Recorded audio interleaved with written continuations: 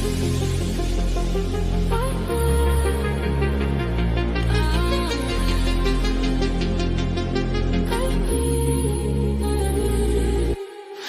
heart shatter in the middle of the night.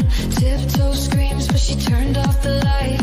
Masked man walking in the floorboards creak. Saw death's shadow, but she chose not to speak. Phone on silent, eyes wide shut. Truth on lockdown, mouth sewn shut. Four souls gone while the moon stood still. But she's a survivor, yeah, that's a tale they sell. You saw the ghost in black. He even walked right past. But you froze and faded out while the world bled out. Worry silence in the hallway, heartbeat on the floor. You saw the monster that didn't want. Truth tastes bitter when the lies get thick. Pretty little witness, but the story don't stick. Dance with danger while the innocent die. Now the whole world's asking you why. Silence in the hallway, nobody heard the cry. Hours went by and the sun came up. Still no call, still no backup. Changed your story, changed every scene. Clean hands, but your silence ain't clean. Trauma smells big when the cameras roll. Crocodile tears with a shaking soul. But the truth don't sleep and the dead don't lie. Even glitter cracks when the mask runs dry. You saw the ghost in black. He even walked right past. But you froze and faded out. Now the world's calling you out. For your silence in the hallway, heartbeat on the floor. You saw the monster, didn't dial 911. Truth tastes bitter when the lies get thick. Pretty little witness, but the story don't stick. Dance with danger while the innocent die. Now the whole world's asking you why. Why? Silence in the hallway, nobody heard the cry.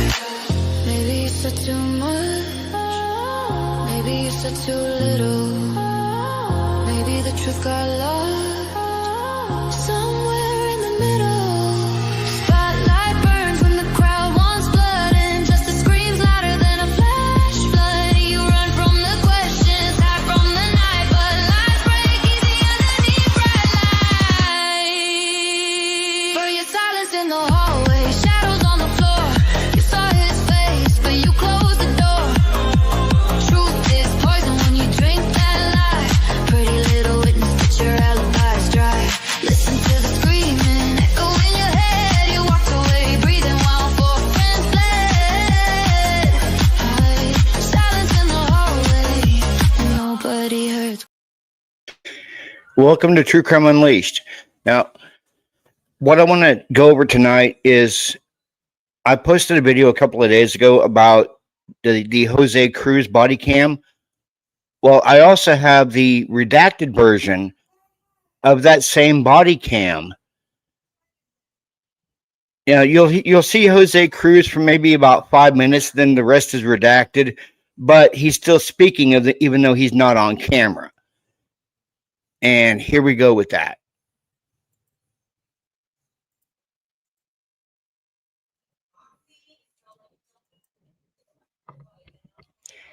And that's not me with no sound. That is the officer right now with no sound.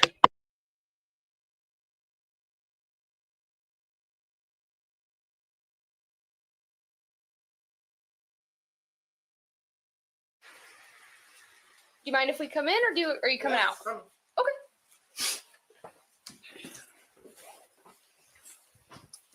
Okay, so I brought Officer Lara with me. He speaks Spanish, so he can help translate if you have any questions about what I'm saying, okay?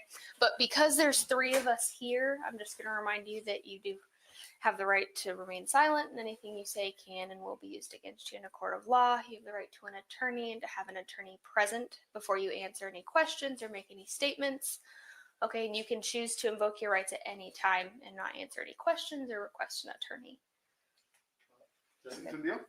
No, no, dice que tiene derecho de permanecer silencio si gusta y tiene derecho para tener un abogado presente y si entiende sus derechos. ¿Sí? Yes, he understands. Okay. ¿Por qué voy a tener un abogado? would he need a lawyer at this time? It's up to you. It's just because there are three of us here and we're talking to you about the incident that happened upstairs. You probably got the search warrant paperwork that we left. So just so you understand your rights, I want to make sure that I reiterate those to you. So, el papel que me dejaron es como para yo buscar un abogado. So that paper, what does it indicate on that paper? Is that for him to find a lawyer? No, that's not what that was about. Ya, porque yo hablé con un abogado ya, pero también quiero saber por qué vinieron a registrar mi casa, porque quiero saber si me están acusando las mujeres de arriba, porque vinieron a registrarme toda la casa. No entiendo por qué. So he is just, he doesn't understand why his house or apartment was searched. Okay, so I talked to Miguel, who you were supposedly with the night that the man came to your upstairs neighbors. And you told Sergeant Brashears that you were with Miguel all night at his house. And when I talked to Miguel, Miguel said that was not true. He said you. There's the link pin for you up top, AR. Cruz, he has a very unique background. He helped his uncle murder his aunt, so he did a little bit of time in prison, and he was paroled in 2018. Now, mind you, the murders at 1122 King Road took place in November 13th, 2022. What's going on with the body cam was a year before the homicides, and the girls that lived upstairs from him said that there was a gentleman running around the neighborhood with a ski mask and a knife. So yeah, the cigarette butts that we got before in the Idaho 4 case, the cigarette butts were Jose Cruz's.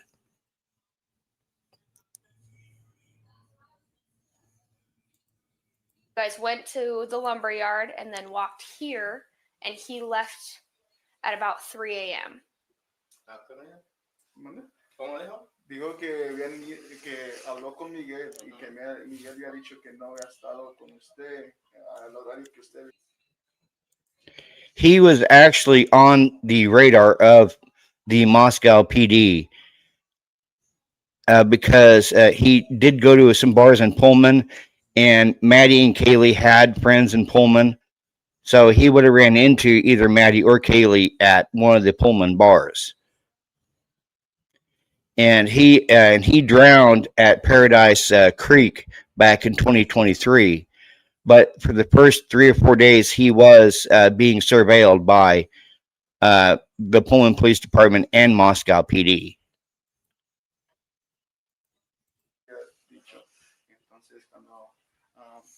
So I told him about the part where Miguel said he was not with him. By what time? At 3 a.m. A las 3 de la mañana. So I go outside, give my friend, Miguel come in my house. He's coming the bar. So Miguel, have a ride for your house, He's coming here. The bar is closed 2 o'clock in the morning. So coming here, Miguel vino y estuvo un rato conmigo. Venimos caminando de allá. Pero salimos a las 2 de la barra. ¿Cómo no va a estar aquí más de las 3? O sea, yo creo le dio miedo decir, o no sé, pero sí. Yes, brother. If you'd like to come up, we can talk about it more. There is a connection somehow between either Kaylee or Maddie, because they both had friends in Pullman and they did party in Pullman at a couple of the bars. I'm going to be looking at to see exactly where he ran into the Kaylee or Maddie at. It could have been at the lumber yard where he frequented, but at the same time, he could have met them at any of the other bars there in Pullman.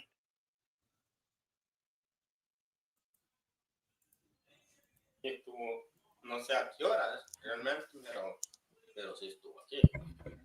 So he doesn't know exactly what time it was, but after the bar closed around 2 o'clock, that's when they walked over here, and he was around here around that time. That's what he's saying. Okay. So why did you tell Sergeant Brashears that you stayed at Miguel's house? ¿Por qué le dijo al sargento Bashir que usted se quedó en la casa de Miguel? No, es que no me entendió. Okay. He said he Sí, didn't. yo le dije a él que yo no hablo inglés. He told him that he didn't speak English, and that he says that it's he didn't understand. Okay. But it was pretty De que clear. yo le estaba diciendo que Miguel se fue a su casa, ¿sí me entiende? He's saying Pero that no, Miguel. yo sé que por eso le llamaron a él, porque no me entendió. Y yo desde un principio le dije, no te voy a entender todo lo que me vas a decir y tampoco te voy a poder contestar, porque usted ya sabe que yo no hablo inglés.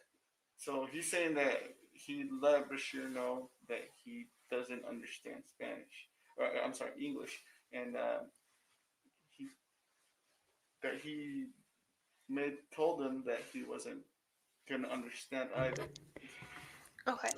Because I it do was pretty thank you for clear coming that and you told supporting me, him that AR. you stayed the night at Brother, I do. Miguel's Thank you. house. Dijo que él le quedó claro a usted que usted había dicho que se quedó en la casa de Miguel. No. Yo le estaba diciendo de que él se había ido a esa hora y yo me quedé a dormir aquí. He's saying that he left at that hour, that he explained to Bashir that he left at that hour and he was going to stay here. Okay. Because you told. Yo creo que no me entendió, pero pues yo le estaba diciendo que él había venido aquí a mi casa y que él se fue y yo me quedé aquí a dormir.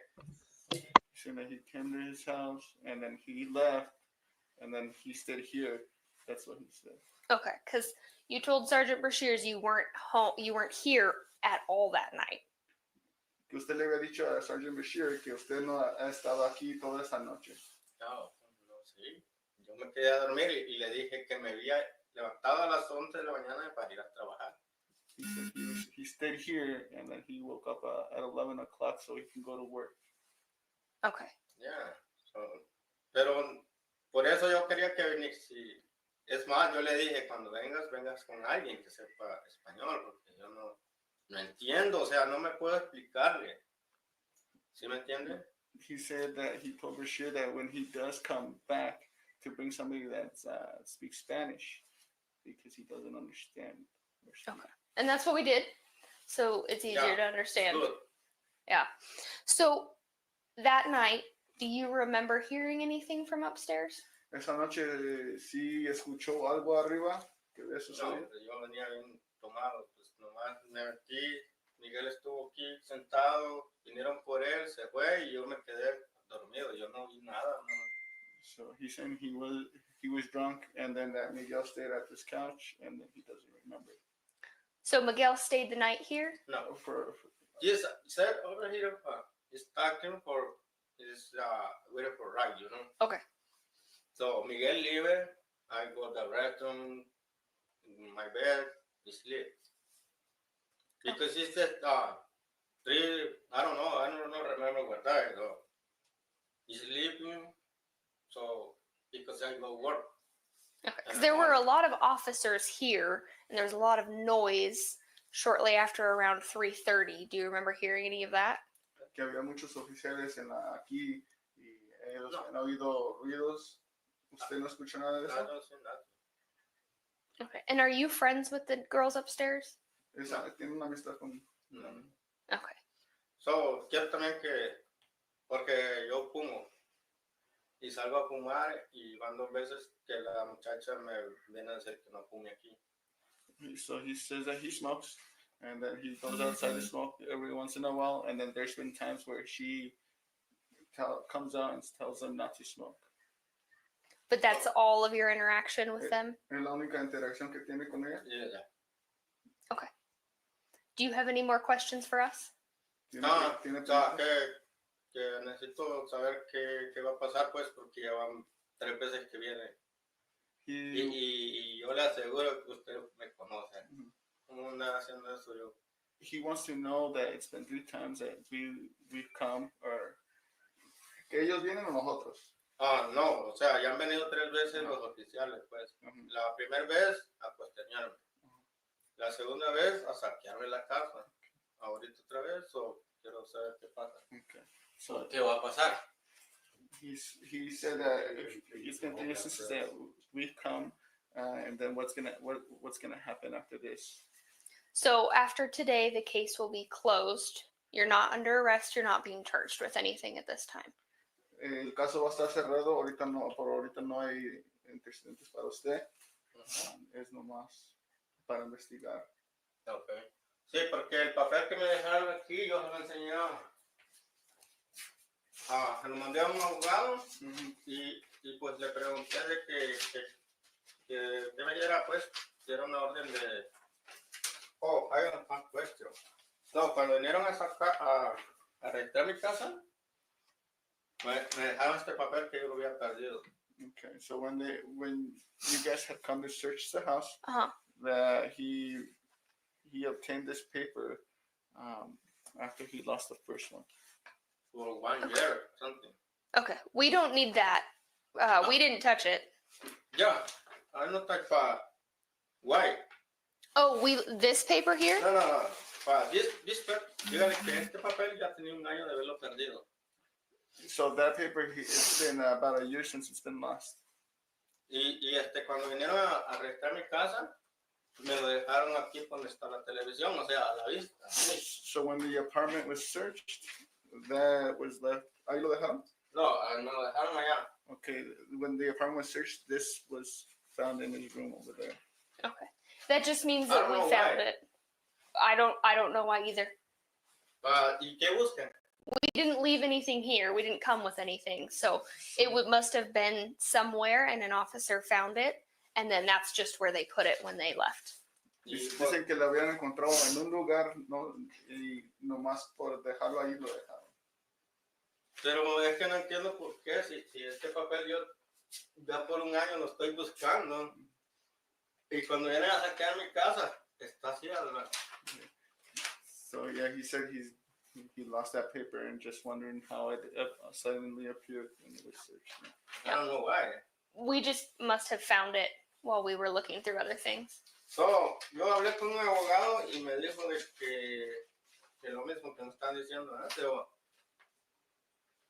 Pero, o sea, no sé, ya, pues, ahorita que vienen de vuelta, y pero pues si quieren yo busco un abogado y para que me lleve el caso.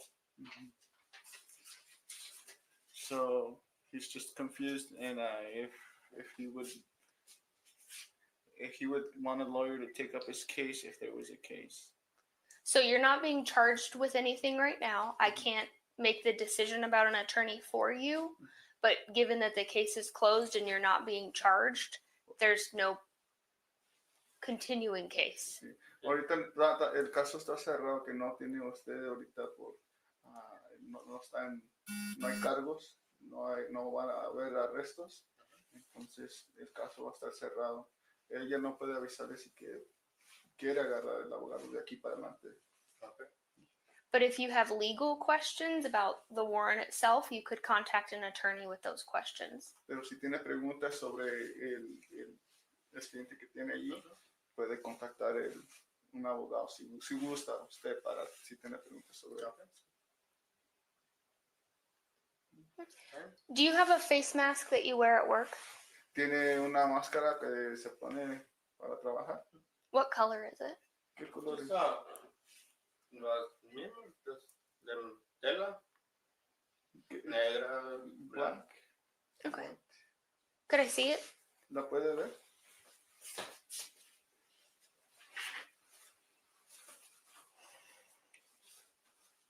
And this, the black. Okay. The work. Okay. Thank you. And thank you for your time. Y gracias por el tiempo, I do not understand why this entire thing was redacted. When he opened the door, it wasn't redacted, and then everything else went to redacted. That baffles my mind. Why they decide to redact this. But you did hear that officer calling him out for basically lying, saying he was at one place when he was someplace else.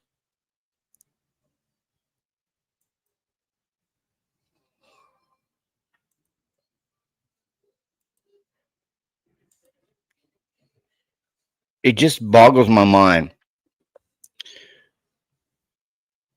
Is there a connection with Jose Cruz Jr.? Yes, Cruz was never charged. But isn't it kind of ironic that the cigarette butts that were collected in the Idaho 4 case were Cruz's? Because they did collect DNA from a lot of people in the case.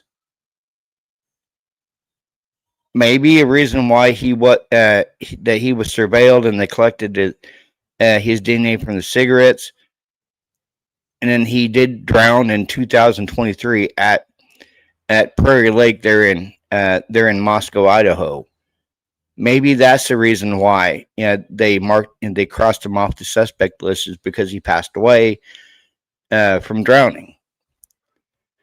But he does have an interesting backstory. Jose Cruz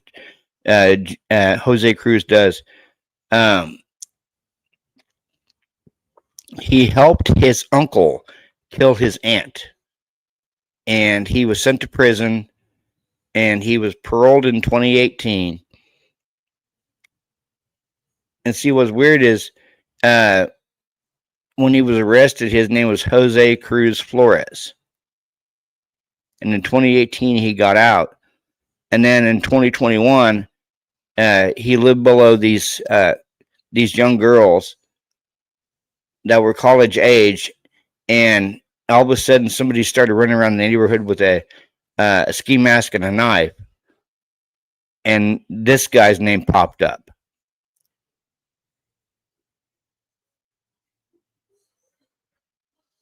Yeah. But here's the body cam of the college girls.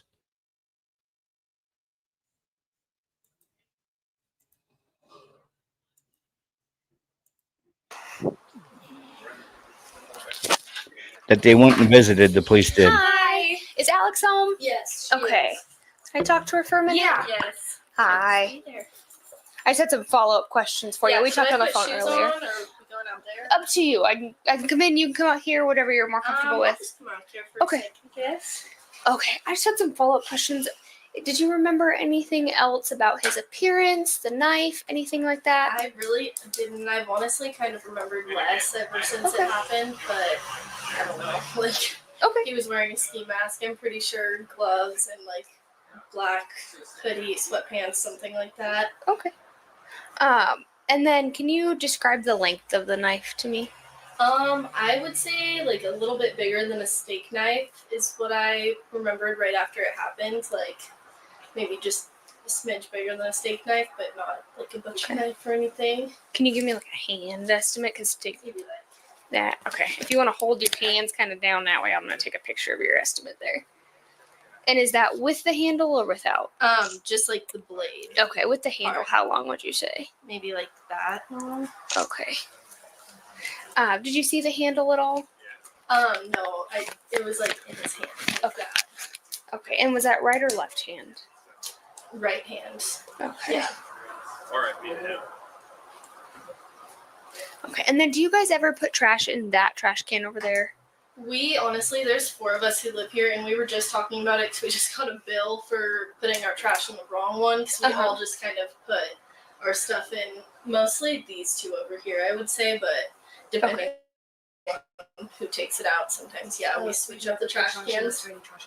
We've never, Not in that little one? not in that tiny little gray one.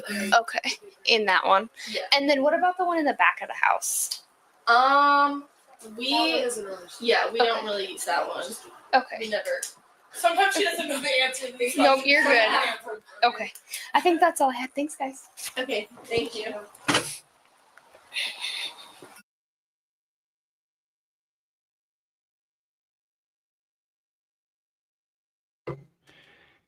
So that was Jose Cruz upstairs neighbors, and they were talking about a man in a black mask walking around with a knife. And I don't know why they didn't show the girl showing trying to show the length of the knife. They just took a picture, and they're like, well, how long was it? You know, they should have showed her hand where she was trying to measure the knife with her hand.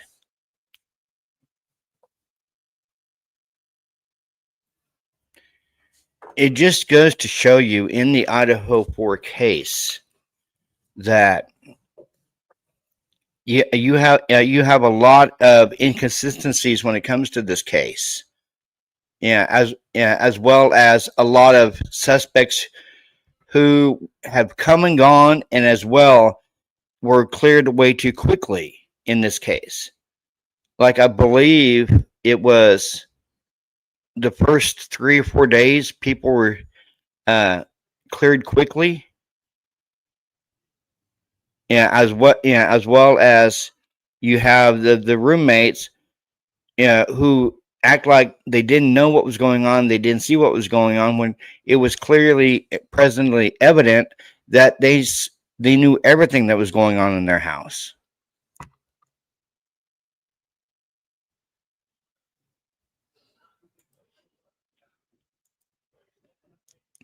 I mean, and Emily Allant, she said a lot in her interview, as well as Kaylin Nguyen. Kaylin Nguyen said more stuff in her interview than Dylan and Bethany and Hunter Johnson.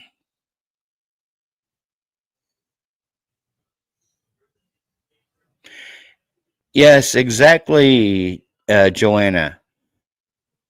These investigators don't do enough follow-up questions. It's weird.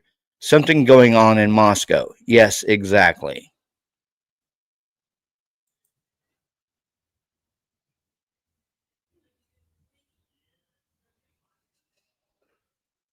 Yeah, it's like one gigantic cover-up going on in this case.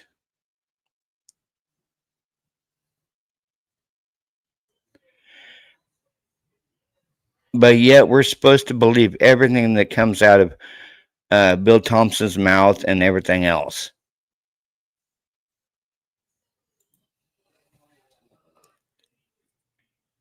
Bill Thompson, Lee Jennings. We're supposed to believe everything, but it's not all sunflowers, butterflies, and rainbows. It's not.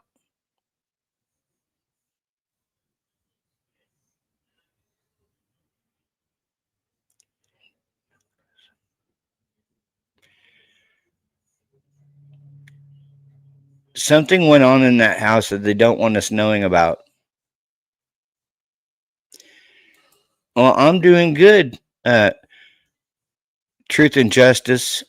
I'm doing really good. How are you doing today?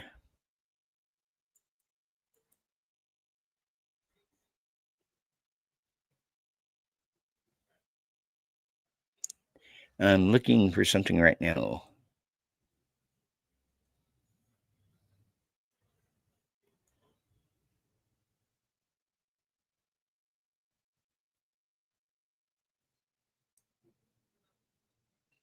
Yeah, I swear these investigators make me want to pull my hair out.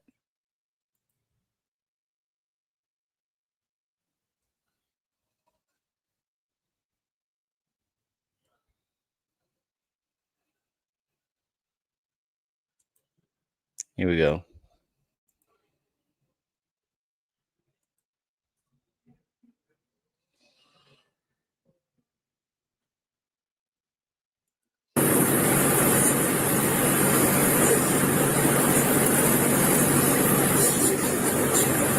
So they can text the entire so fucked up. You could have like told us what happened before they sent a text. I have no idea what you're talking about right now. They sent a text to the entire university before even telling us what happened. Like, obviously we know, but it'd be nice to have a confirmation. Yeah, I'm sorry, guys. So that right there, those kids are telling that officer that people was sending texts out at letting them know what happened.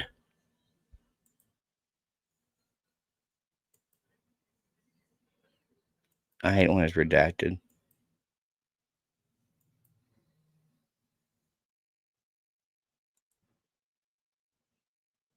Hey, Maven, how you doing?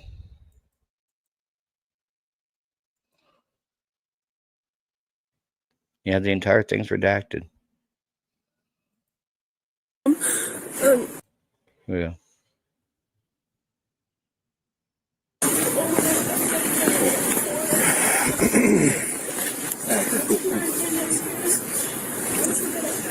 So we want to get you guys out of the cold. I know this is. I need to get all your information. Okay, hold on.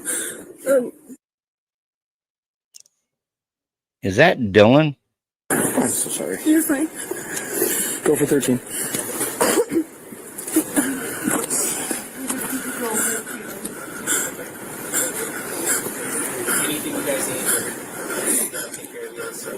You can just put their information in the call notes. 102 is going to be primary on that. Okay. Let's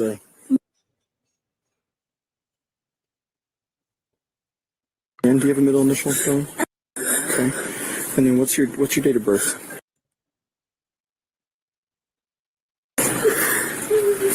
And then you live here too as well? Yeah. Okay. And what's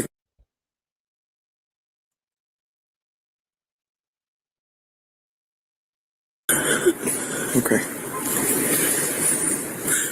It's like my captain was saying, we're going to try to figure out you guys a place where you guys can go, be warm, because it's too cold out here. I think we're gonna stay with everyone's house.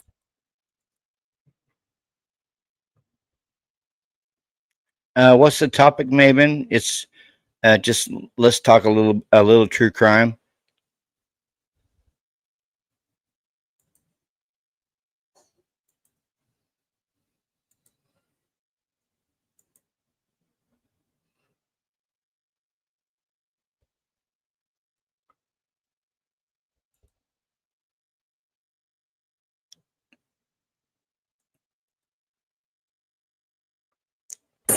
We'll do what we can, okay?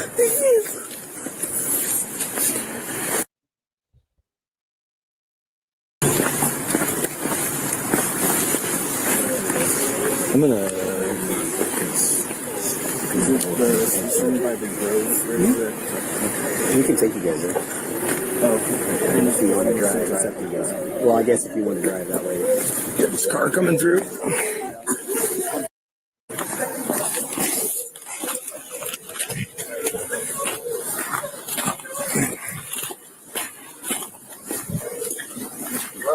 Hey Jay, sorry to bug you.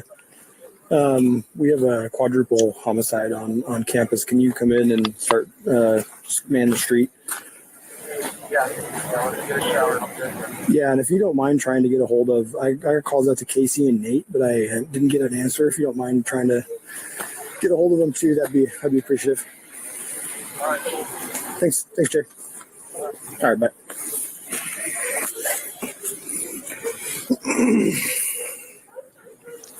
See, that's really weird. He says it's on campus, but we've all heard from day one that it was an off-campus home.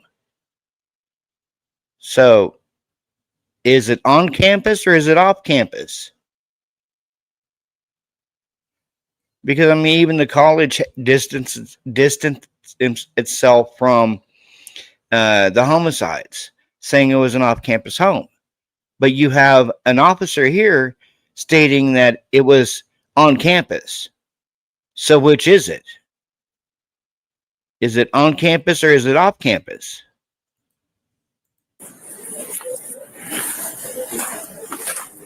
It sure did.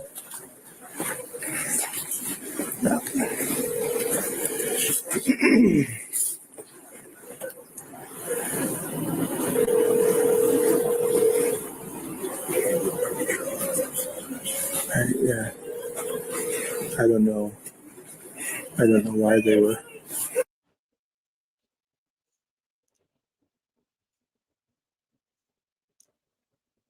He just said, I don't know why they were.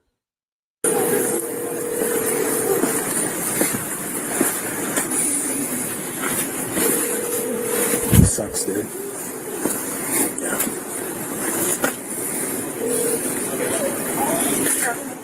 Hey, can you text me a number? I need to get a hold of Casey.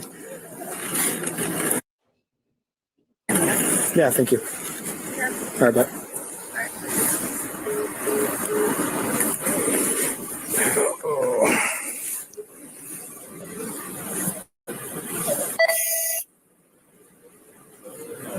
Jesus.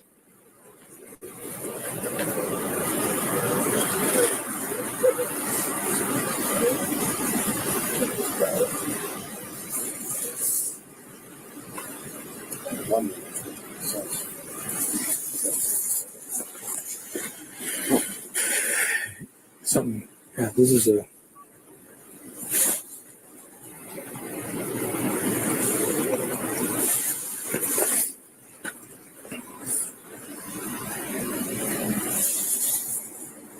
Oddest thing.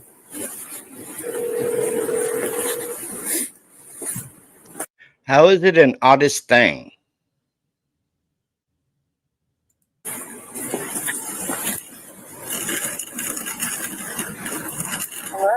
Hey, this is Shane from the police department.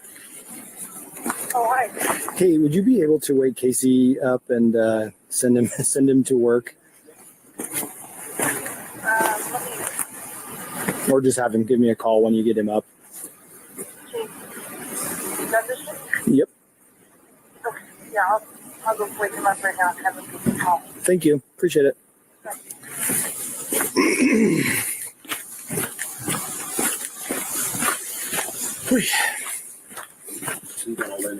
Yeah.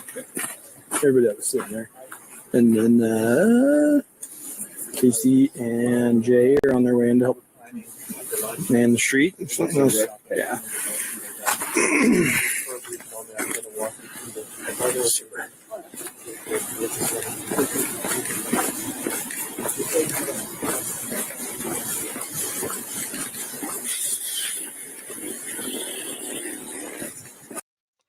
Please head over and thank Christy's Chaos for this video. It just don't make no sense to me. This entire case just don't make no sense to me.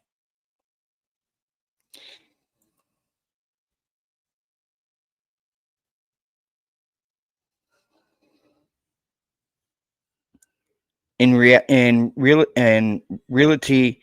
it is off campus. Sorry, getting glasses, but we've been told from day one, guys. We've been told from day one this was an off-campus home. It was an off-campus home. It was, but yet at the same time, it was an iconic home. It was a sorority house, and before that, it was a possible fraternity house. But why would you say I have a quadruple homicide in an on-campus house? It doesn't make sense to me.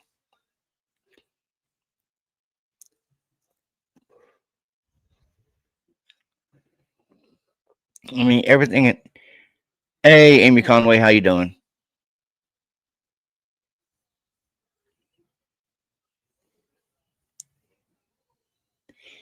Everything in this case just makes my head spin. We were lied to from day one in this case. We were lied to about a rug connection to the home, which later came out in Dylan's fifth or sixth police interview that Xana and Ethan were doing Adderall, and Kaylee did Adderall, but just not all the time. And at the same time, you had Katie, which is Kaylee's cousin, come out saying that Kaylee, Xana, and Ethan were used cocaine.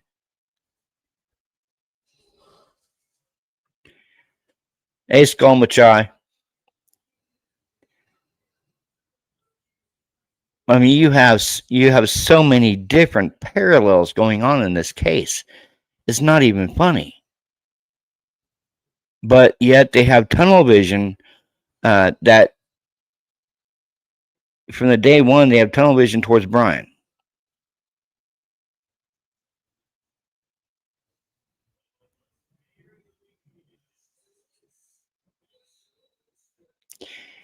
Exactly, Skullmachai. I judge them extra hard for abusing Adderall. People that really needed are going without. There's a shortage. It's sad. Yes, thank you, Skullmachai. There are a lot of parallels to the case. Yeah, for day one, they've had tunnel. They were following or keeping tabs on multiple different people in this case, and Jack S was one of them because he lived not that far away from the King Road home. He lived in the Queen Road apartments, but then everything shifted to Brian.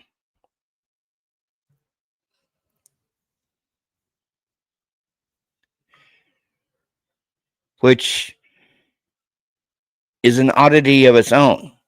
If you have multiple suspects that you're pursuing,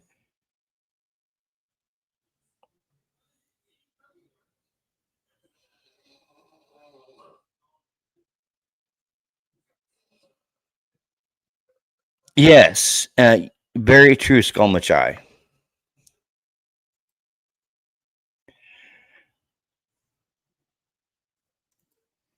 Very true.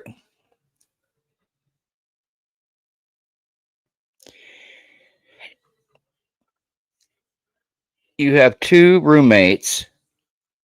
One of them is on the bottom floor, and she says that she saw a flash and thought it was a firecracker. I don't think it was a firecracker. I think it was what she saw was a muzzle flash. And then you have Dylan claiming that she didn't see nothing, but she's saying in that initial body cam with Nunez pulling up, telling Jack that she saw this and saw that, and then telling Officer Nunez that she saw Kaylee dancing, and then Kaylee ran upstairs.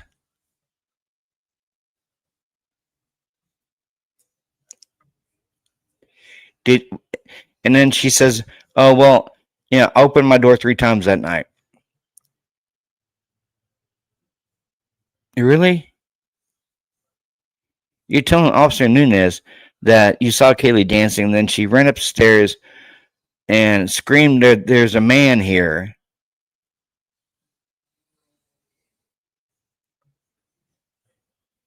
Yeah.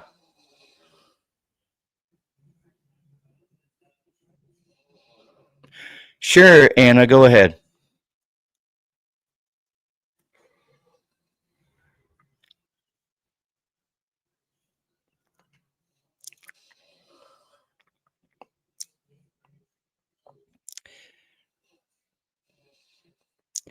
Hey, what's up? Yeah, Nisha.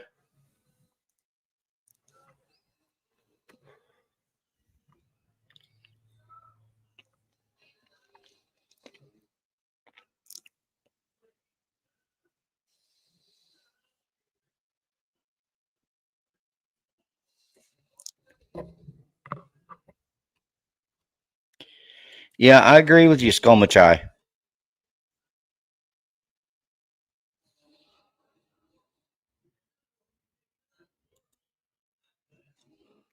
Yeah, that's a very good possibility, Skull.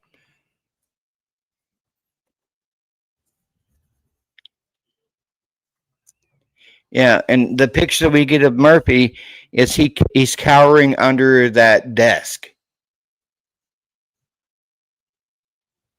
But yet they claim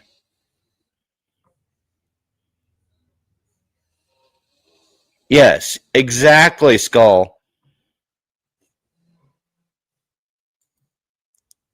And they still didn't call the cops.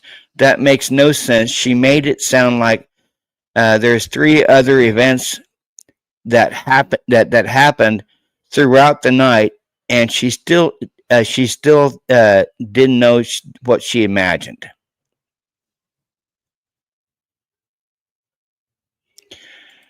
I mean, it's a possibility. There's a lot of parallels in this case. Yes, I know, Anna. It's only a thought.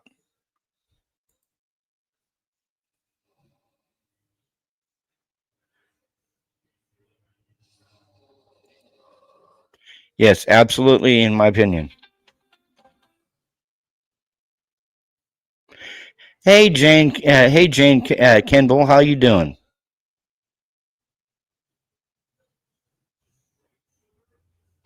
Yes, that is a very good possibility. Murphy may be the only eyewitness. That's a very good possibility.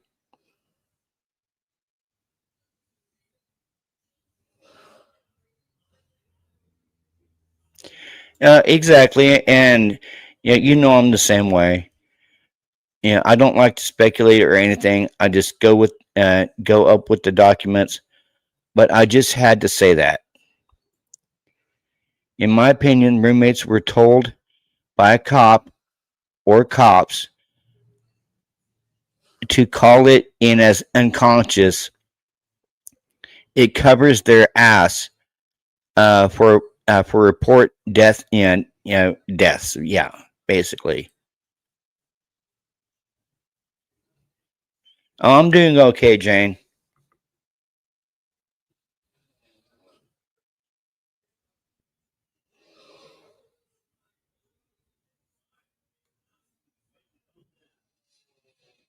Yes, exactly, Amy. In my opinion, the only person who's protective of Murphy is Jack D. Yes. Didn't he? Didn't Jack go down and get Murphy out of the pound or something?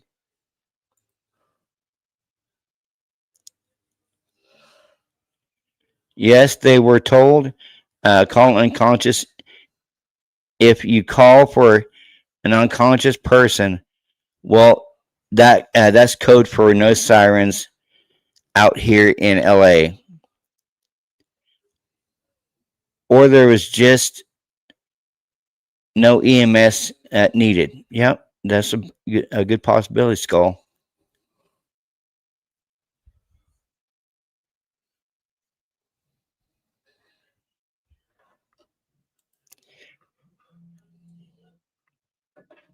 Love my wife to death, but I suppose she sounds like Rasputia when she's snoring.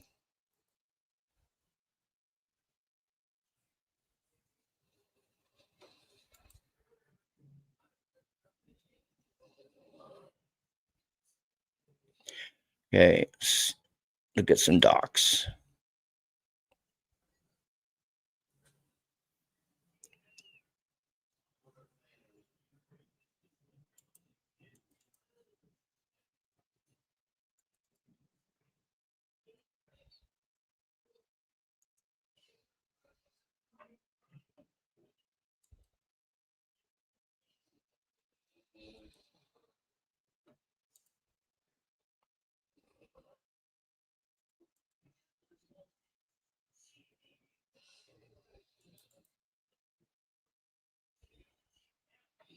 Yeah, I'm looking for something, guys.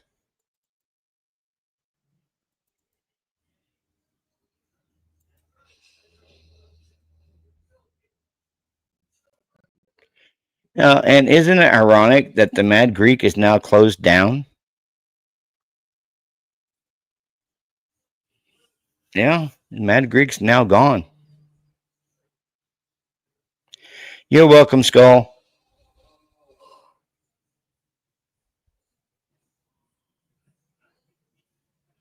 Okay.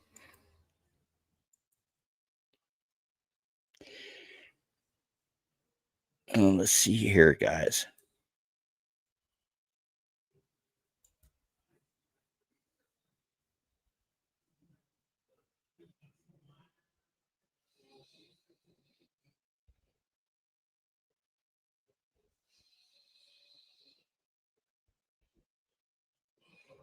Here we go.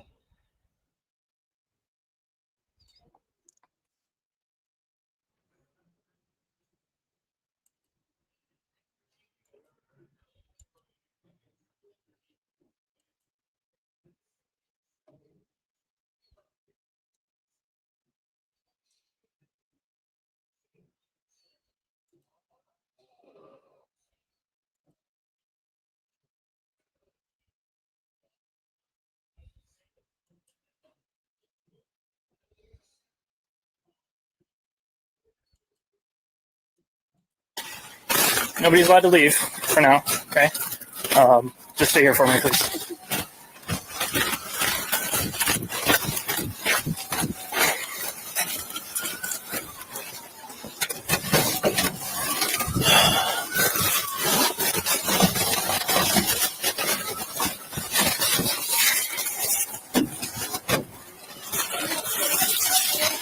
Do you know the? Okay. Here, can you guys go over to the dumpster for me, please?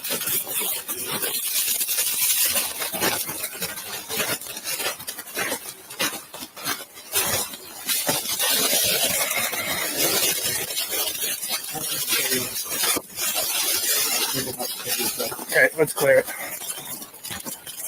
Thanks for.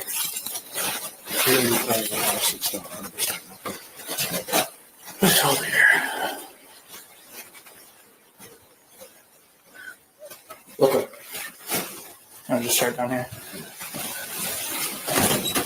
Police department.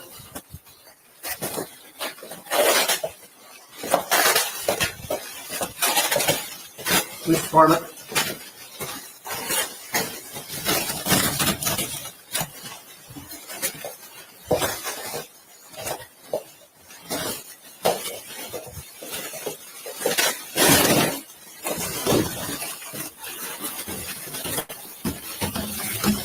Moscow Police Department, if you're in here, announce yourself.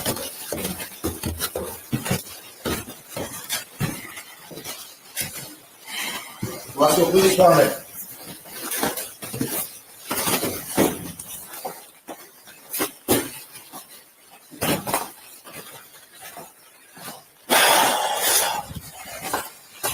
Clear here. Going up. There.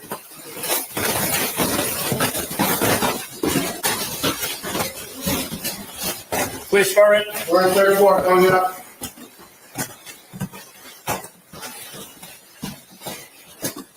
We got another. Moscow Police Department. Dude.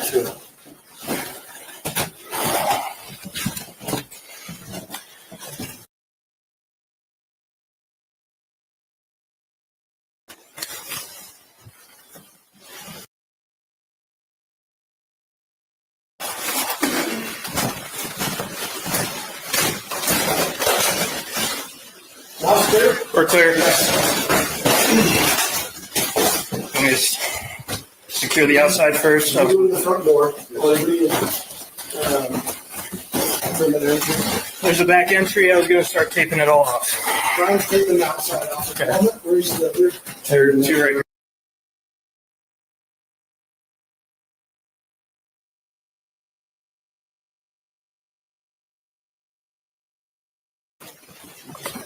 Here's another case that's almost parallel to this case.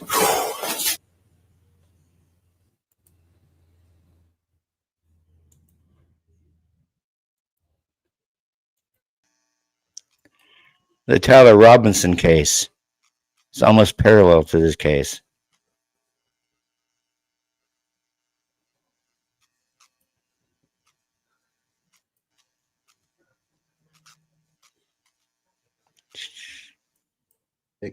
State of Utah versus Tyler James Robinson.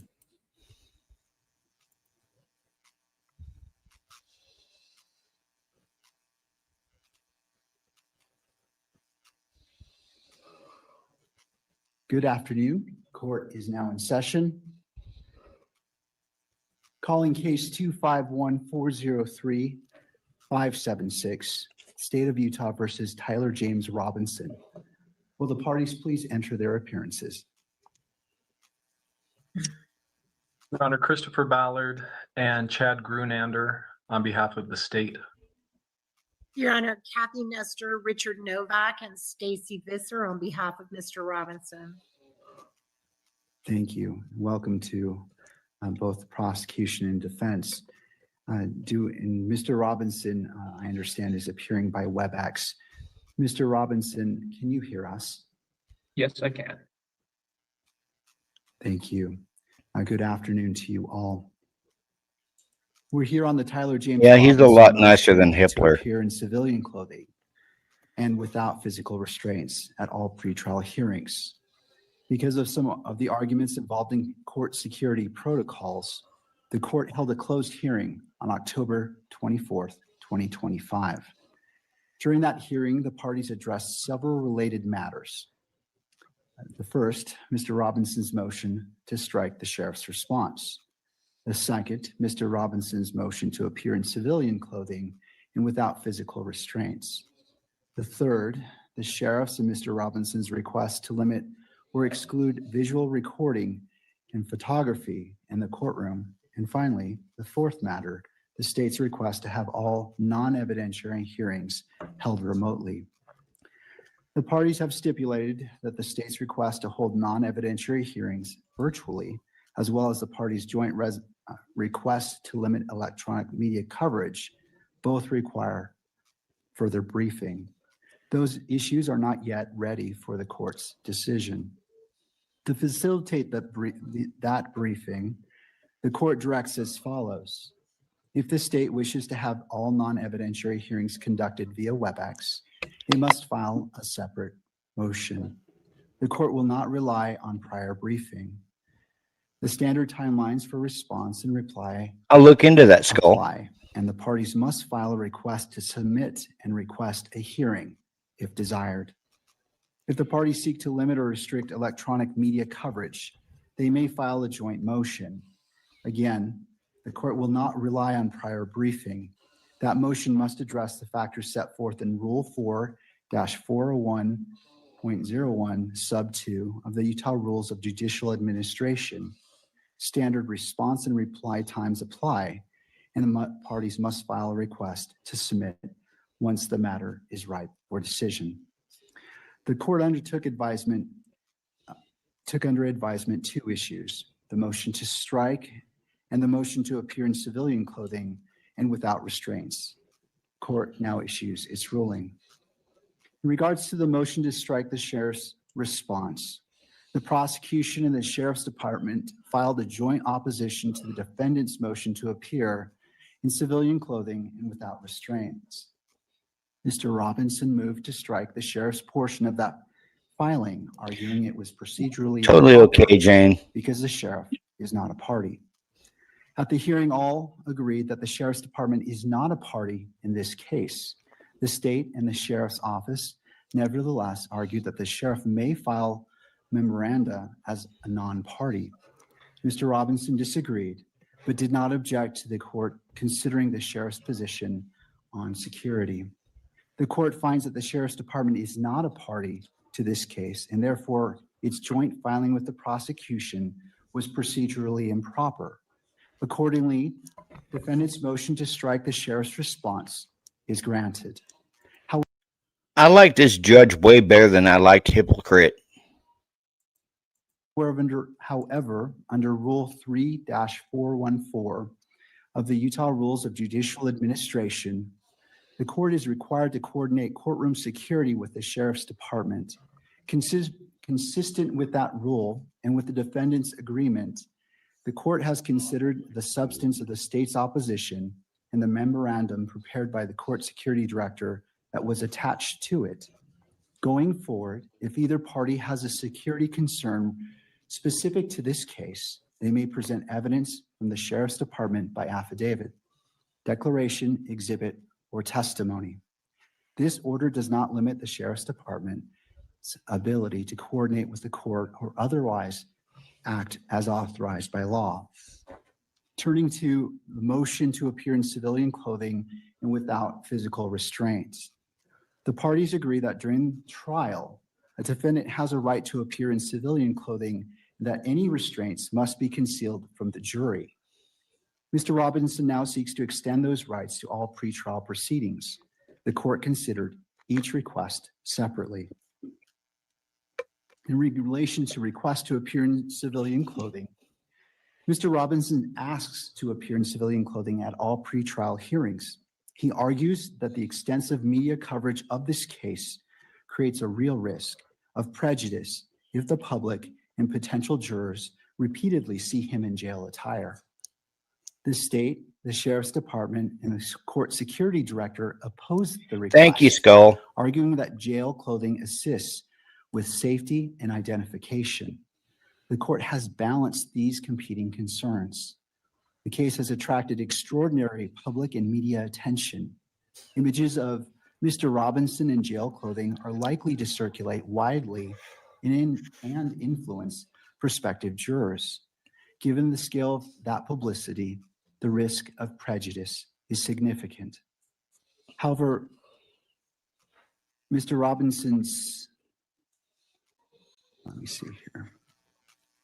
As previously stated, Mr. Robinson sits before this court presumed innocent, and that presumption remains unless and until each element of every offense charged against him is proved beyond a reasonable doubt. To date, this has not occurred, and the presumption of innocence remains. Balancing these factors, the court finds that Mr. Robinson's right to the presumption of innocence outweighs the minimal inconvenience of permitting civilian attire, and Mr. Robinson shall be dressed as one who is presumed innocent. Accordingly, the defendant's request to appear in civilian clothing for all pretrial proceedings is granted. Defense counsel is directed to coordinate with the jail to ensure that this order is implemented, and the court further orders that if the clothing be provided 72 hours prior to any hearing. To the second request to appear without physical restraints, Mr. Robinson also requests to appear unrestrained during pretrial proceedings. He argues that visible restraints would prejudice potential jurors, undermine his dignity, and interfere with his ability to communicate with counsel. Rule 3-14 sub 9C of the Utah Rules of Judicial Administration requires that all in custody defendants be restrained unless otherwise ordered by the court. The court recognizes that Mr. Robinson has no criminal history and no record of misconduct while in custody. However, the charges he faces are extraordinarily serious, carrying potential penalties of life imprisonment or death. The safety of Mr. Robinson, the attorneys, court staff, and the public must remain the court's highest priority. The emotional nature of these proceedings also raise the risk of disruption. Given these factors, the defendant's request to appear without restraint is denied. The court directs the sheriff's department to conduct an individualized assessment and use the least restrictive restraints necessary to maintain safety. If those restraints impede the defendant's ability to communicate with counsel or take notes, counsel may renew the motion. I wish now to also address the decorum and media restrictions. To mitigate any potential prejudice, the court will amend its standing decorum order. The media will be prohibited from photographing or visually recording Mr. Robinson's restraints and from photographing or recording him while entering, exiting, or standing in the courtroom. In making this amendment, the court has considered the factors in Rule 4-401.01 sub 2. That sounds like a gag order to me. This is a high-profile case with strong public interest. Restricting the recording of restraints strikes the proper balance between Mr. Robinson's right to a fair proceeding and the public's right to access and transparency. In conclusion, the court orders as follows. Defendant's motion to strike the sheriff's response is granted. Defendant's motion to appear in civilian clothing is granted. Defendant's motion to appear without restraints is denied. The standing decorum order will be amended to prohibit any visual recording or photography of the defendant's restraints or of the defendant entering or exiting the courtroom. This constitutes the order of the court, and a written order and ruling will be published shortly. Both defense and prosecution have stipulated to vacate the October 30th hearing. Additional time is needed to complete discovery and to file motions addressing whether non-evidentiary hearings should be conducted. Exactly, Skull. Yeah, he was allowed to do that in Latah County. Judge didn't have no problems with that at all. The victims' families did have a problem with Brian appearing in street clothes and rather than a jumpsuit. And when they got to Ada County, the same thing. He was allowed to appear in his street clothes when he was there for the hearings. But at the same time, you have the victims' families throwing a fit about it as well. They're in Ada County. But as soon as he took the plea deal, which I don't know why he did that, the judge immediately revoked his right to appear in street clothes. Said that he would appear in the orange jumpsuit.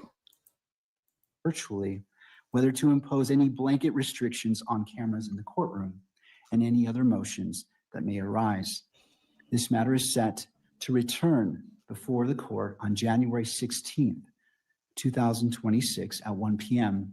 and again on January 30th, 2026 at 1 p.m. Both hearings will be heard and held in person with Mr. Robinson present to address these issues. And that concludes the order of this court. Counsel, thank you for being here. Mr. Robinson, we'll see you on January 16th and January 30th at 1 p.m. Court is now in recess.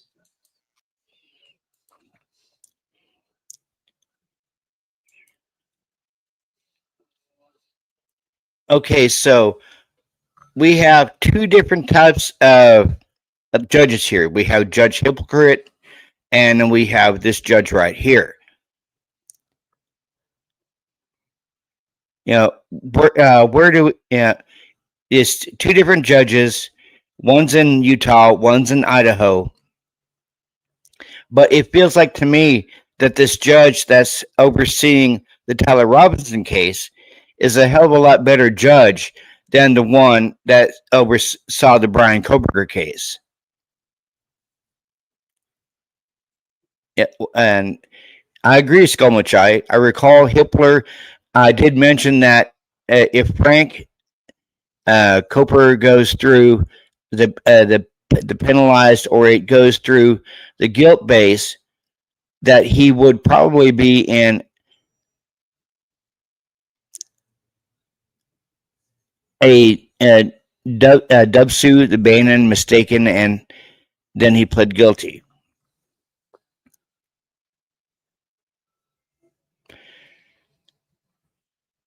Yeah, I've always heard the phrase two-tier level of justice. Hey, Sky Blue, and I honestly feel that in this judicial system we have now, we do have a two-tier level of justice. In Idaho, we have Judge Hypocrite, who was basically a prosecution pawn. And in Utah, we have this judge right here who seems very unbiased.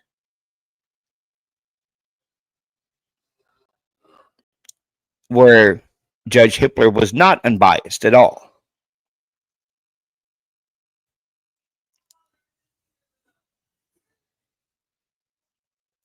Okay, it's called jumpsuit, sorry. So exactly what... And I want to hear this from the chat. What type of justice system do we have here in the United States? I believe it's a two-tier level of justice. Because you have a lot of you do have a lot of parallels going on between the Brian Koberger case and the Tyler Robinson case. Tyler Robinson is a very unique and different case because he was basically ratted out by his girlfriend or lover, is what you want to call it.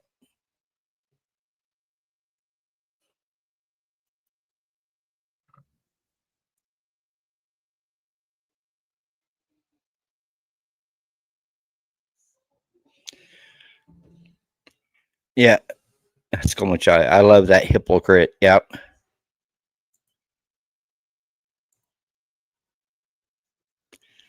Yes, it is Sky Blue. It's a very unbalanced justice system. Now here's something to think about. 130 years ago, when the Lizzie Borden axe murders happened, she was arrested, tried, and acquitted. But the murders of her parents, or her dad and her stepmom, is still unsolved, even though she was arrested, tried, and acquitted.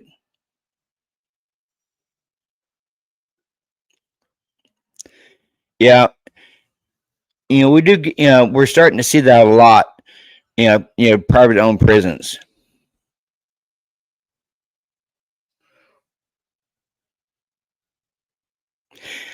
I believe that the Supreme Court chose him. Did they do a good job of choosing him? No, they did not.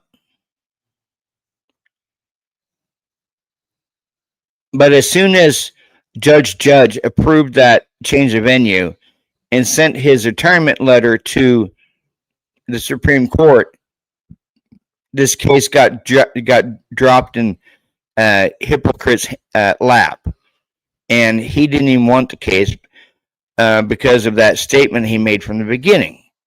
I would say it's nice to meet you, but I wouldn't want to tell a half truth.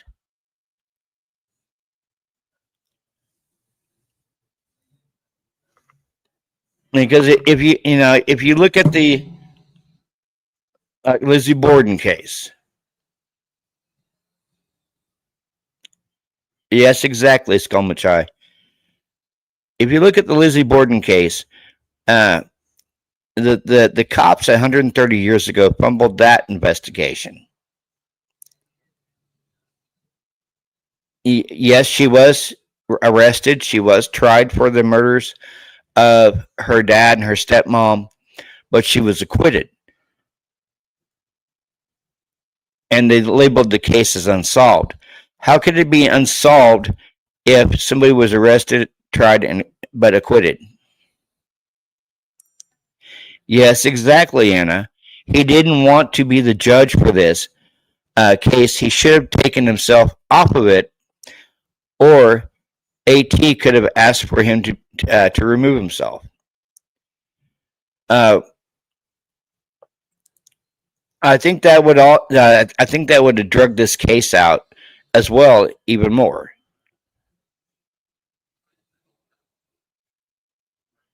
I don't think there was very many judges in Idaho that wanted to take this case.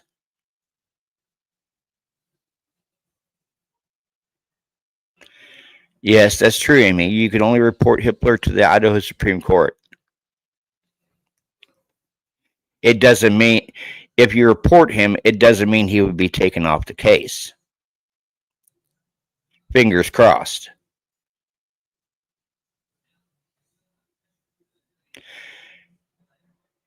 Yeah, you are so correct there, Sky Blue. Hitler is so biased, he didn't even try to hide it. That's correct. He didn't try to hide it. Especially on some of the motions where he stated, well, your client shouldn't have left his DNA at the crime scene.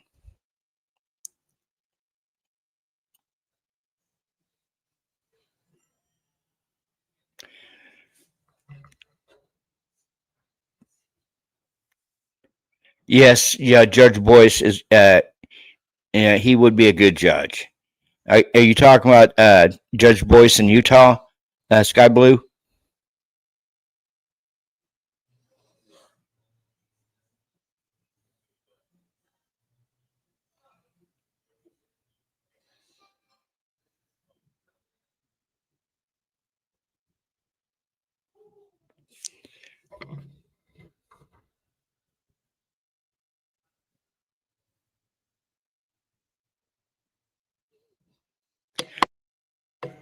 Oh, what that is, with StreamYard, you can set up you can set up a normal live or a vertical live, where you're showing on regular YouTube, but it's also live streaming to the Shorts menu.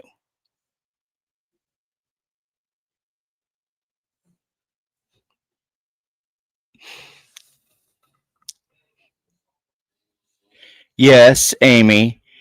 Comments made by Hitler are unethical. I mean, especially when he stated that you've had your 15 minutes of fame, and I find no redeeming qualities in you.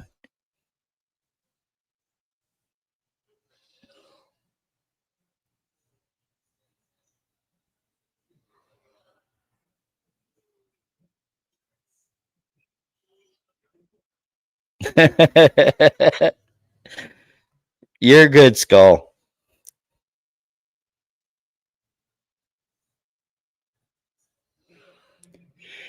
Yeah, yes, Amy. Supreme Court would handle anything with Hitler, Board of Judges, etc. Yeah, you're correct there, Amy.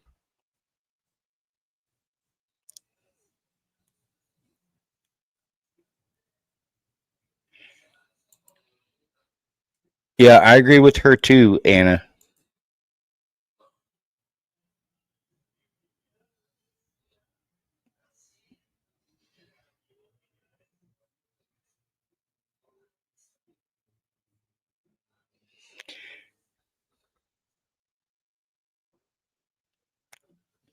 Yes, yes, you are correct, Foxy. Not only unethical, but downright rude to the victims' families. Personally, I don't. I feel that he really didn't care about anything. He really didn't want this in his courtroom. But yet, at the same time, he sided with the families for the price of the urns.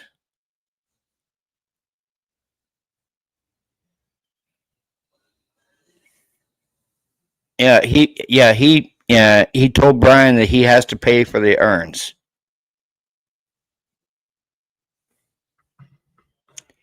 Yeah, let's.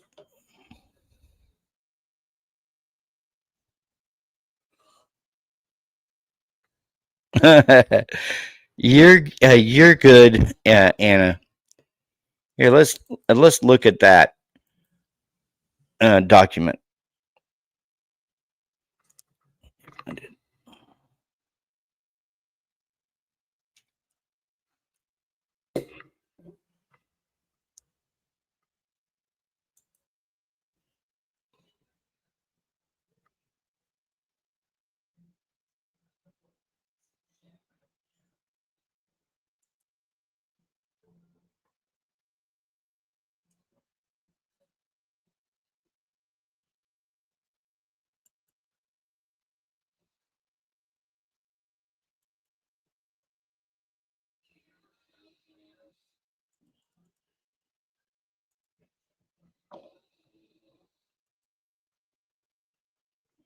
Here we go.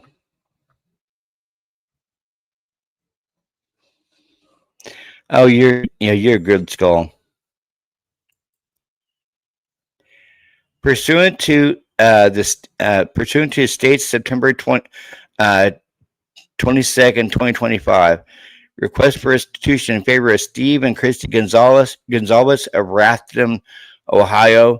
The judgment is hereby entered against the defendant and in favor of Steve and or Christy Gonzalez in the amount of $1,420 payable through the Ada County Court Clerk's Office with interest thereon. The judgment rate of 9.125% annuum from the date hereof until paid in full, and for such further costs of distribution that may hereafter accrue over time. So Judge Hippler sided with the families that they will get their money for the earns.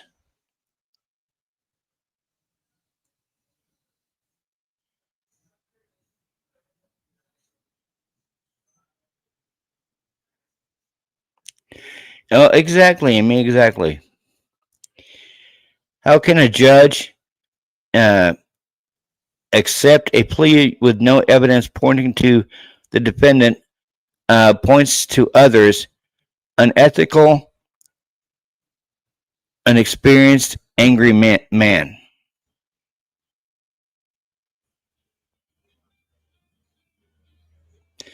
Yes, Anna. The state submitted the claim late. They should have sent it before the due date, not after. The judge is wrong. The state broke the contract. Well, if you look at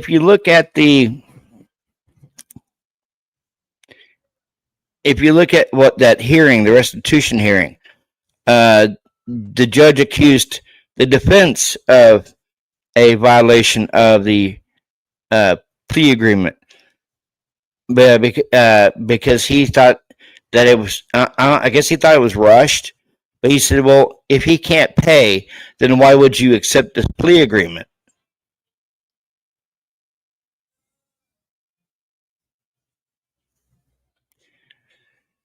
So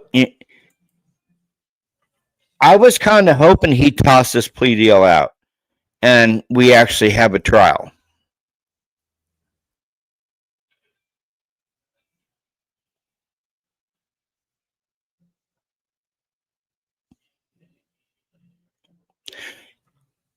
Yes, Amy, I agree with you there. Correct. This case, in my opinion, is an appeal attorney's dream.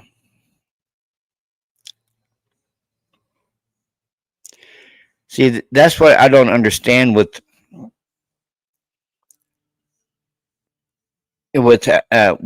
Judge Hippler, hypocrite, whatever the hell you want to call him.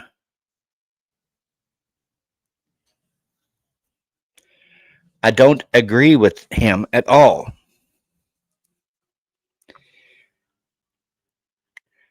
Just like, I think that this judge in the Tyler Robinson case is going to be a way better judge than Judge and Stephen Hippler.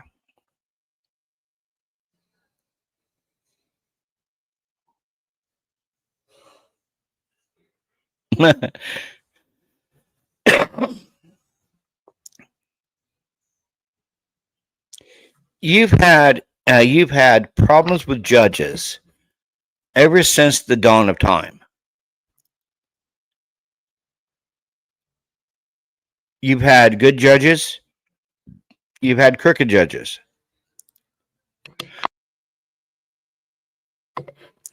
I think Stephen Hippler's a crooked judge. This judge in Utah, Judge Boyce, I think he's going to be a really good judge in this case.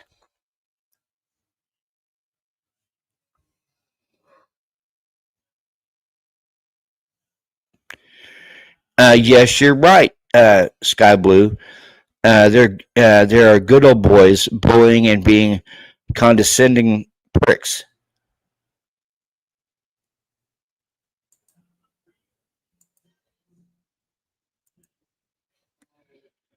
I don't, and you guys know I don't like Hippler, and I don't like Thompson.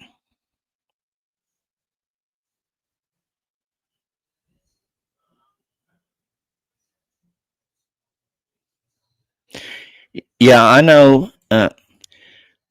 They are using the first degree B and E felony for intent motive to get man one in Idaho. Yeah, I know.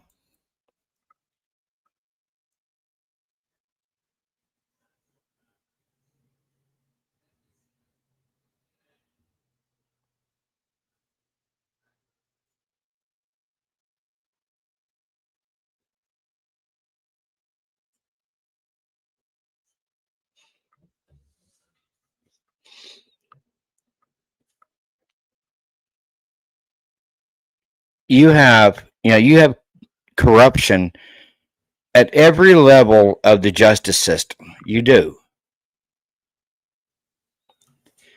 You have corruption in Idaho, at the state level. You have corruption.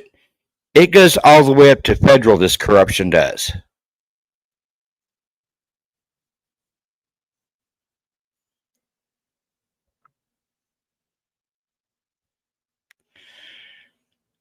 Yeah, appeal attorney dream with a whipped cream and a cherry. Yeah. Oh yeah, Amy Conway. Yeah.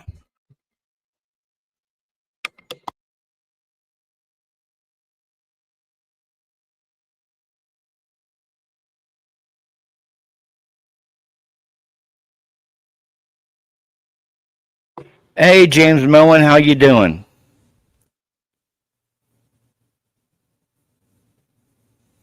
Good to see you too, James.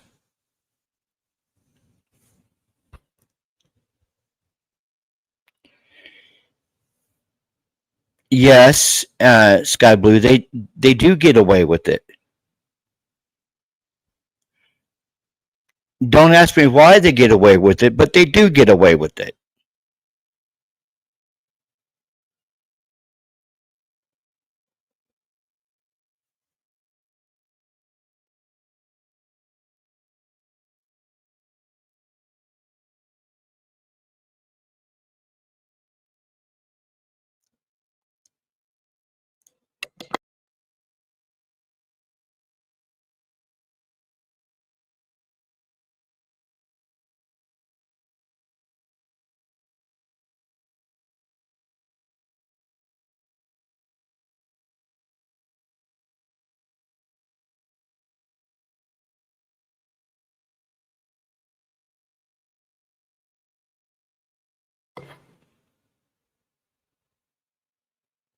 Yeah. Oh, yeah. I know. Dago's got me coming full circle now. Now I'm thinking, as once before, for a long time too, that Brian Koberger might be in a. Yep.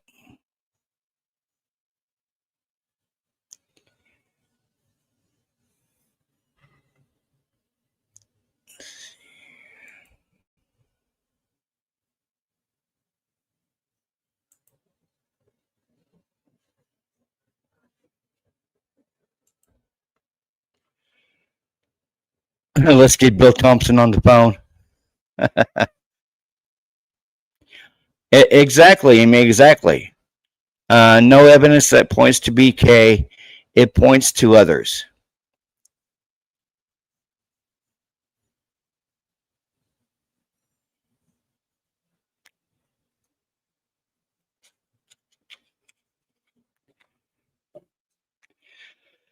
I mean, it's this entire case is very, very frustrating. And it's a total. I always said before, he put guilty that he was innocent until proven guilty in the court of law. But just because he played guilty doesn't mean he's factually guilty in my eyes. Yes, and I know.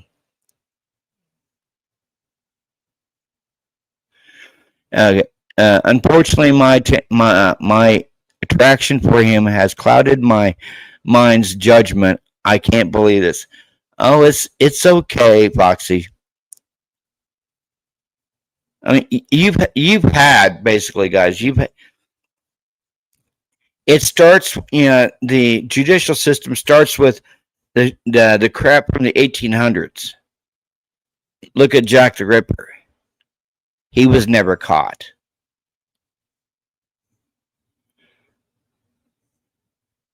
And there's been multiple suspects for Jack the Ripper.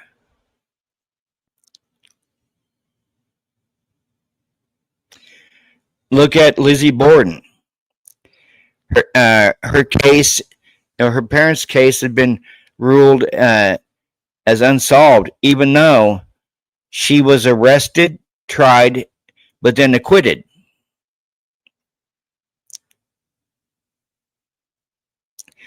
Yeah, Amy, I know you're not Team Jack D.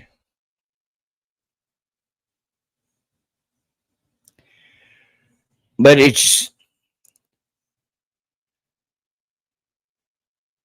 the piles and piles of corruption, not just in the Brian Koberger case, guys. It goes from the Brian Koberger case to the Karen Reed case to the Delphi case. It's basically corruption all across the country.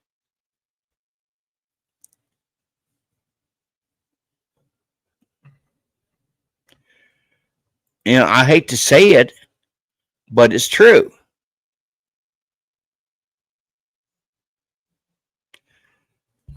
It's not just the Idaho case with its corruption.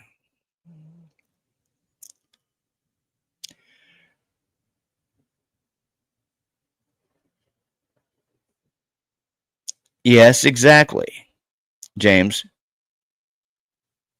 Yeah. Money equals power equals green equals 2 of the 6 roommates were still in university clubs. Yes. The 2 that lived, yes, I know.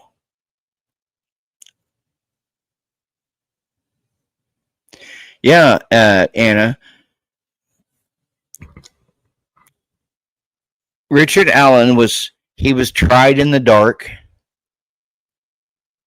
because Judge Gall wouldn't let nobody, no media at all in the courtroom.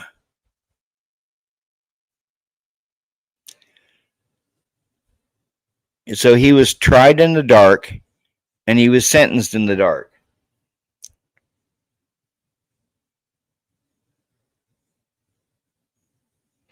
Yeah, it's the whole country, Foxy. The whole country.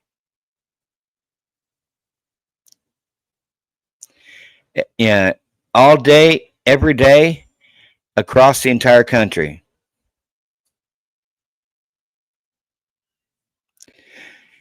I know, Anna. They should have been at least tried with,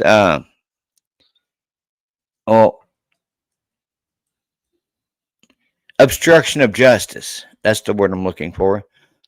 They should have at least been charged with obstruction of justice for failing to call 911 for 8 hours. And I believe the obstruction of justice charge carries a year in prison. I'm sure my brother AR would know that if he if he's still watching. Yeah, yes, James Moen. Like AR Hayes says, Hitler, aka Gargamel, pretty much argued the prosecution's case for them. Yes, you are totally right. Hitler did argue the case for the prosecution. Especially during the restitution hearing. The restitution hearing, you had Judge Hitler basically arguing everything for the prosecution, and you have Judge Bill Thompson sitting there, not saying a word except for, "I have no other thing to say, Your Honor." Yes, Amy, you're right. Not his job. He is unethical, no experience bias as a POS. Yes, you are right, Amy.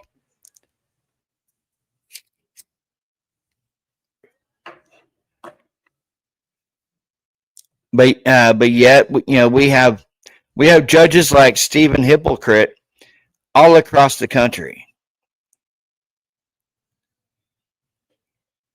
We have good judges and we have bad judges. And it's a coin flip on what type of judge we get for each specific case that we cover. We could get someone like Judge Boyce in Utah. We could get somebody like Judge Hypocrite there in Idaho. We could get somebody like Judge Gall in Indiana. Yes, it's criminal, Amy. Yeah, it is criminal, but at the same time, it's a coin toss on what type of judge we get. We could get a good judge or we could get a bad judge. It's a flip of the coin.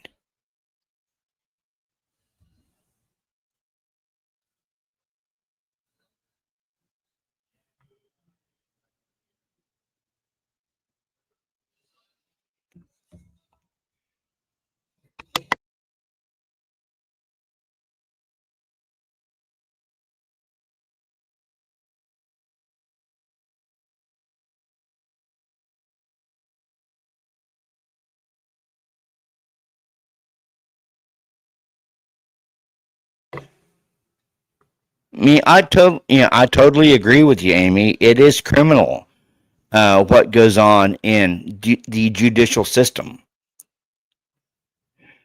But a lot of these judges are appointed by presidents, presidents of the United States.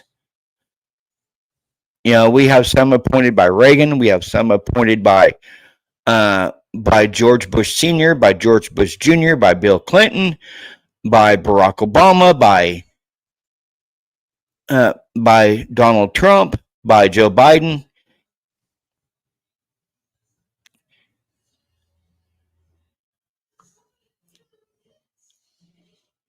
And I'm talking about the federal judges there, not the state judges. But with a lot of state judges, they do run elections, and people vote for these judges. So with a freaking Stephen Hypocrite, yes, Sky Blue, he did testify to that.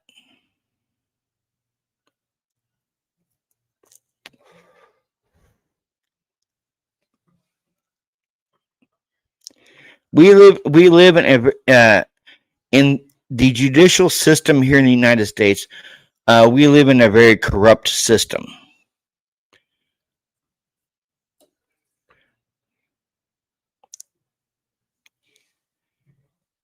It doesn't.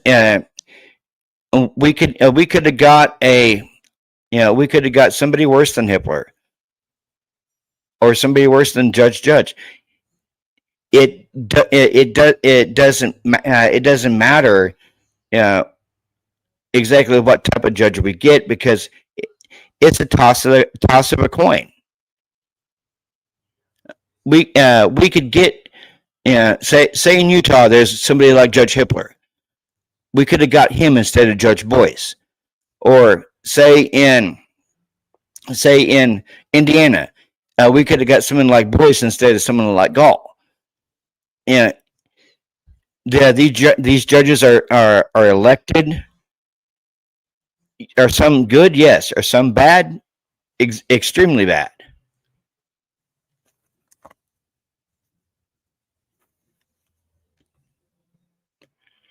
I know, James. I know.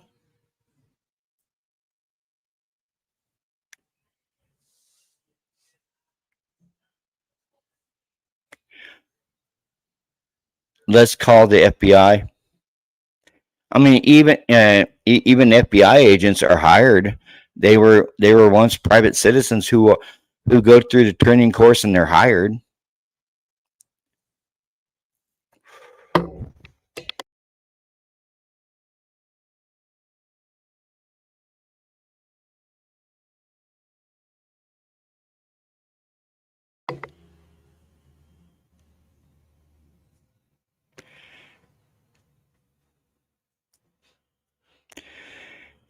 All I'm saying, guys, is there's one bad. There's not just one bad judge in the batch.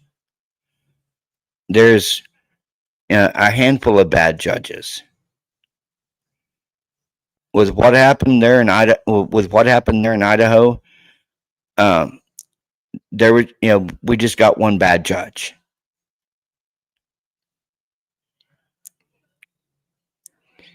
With what's going on in Utah with Tyler Robinson, he got a good judge. It's basically, guys, whatever judge that we get, and when we cover true crime cases, it's a toss of the coin. We don't know what type of judge that we're going to get.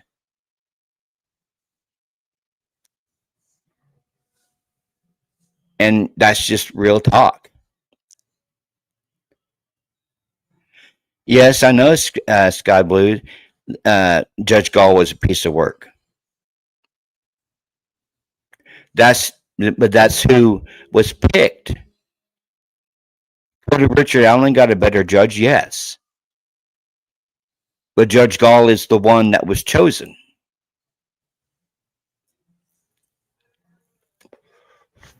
Do I like it? No, I don't like it.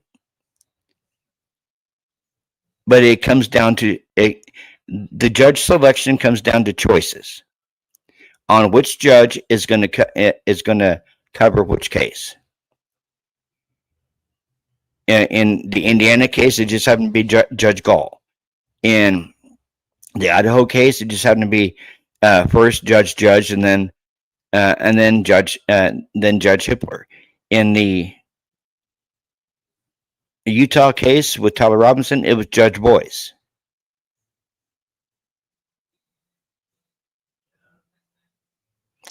Yeah, James, I know.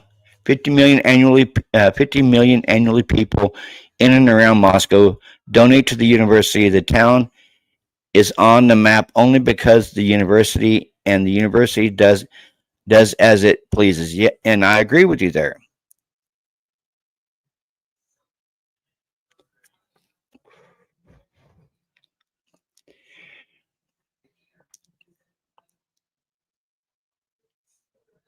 Was I happy the day that Judge Hippler was revealed? No, I wasn't. Because I knew he was going to be pro-prosecution. That's unethical. But at the same time, there was nothing that we could do about it.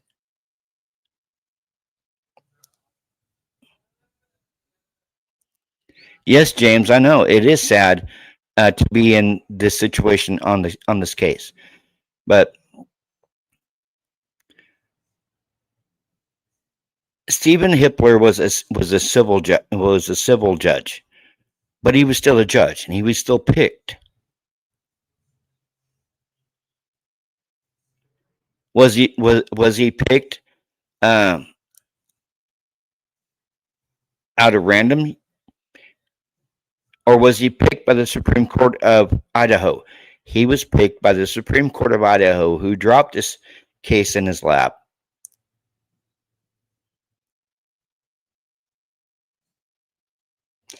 You're welcome, James.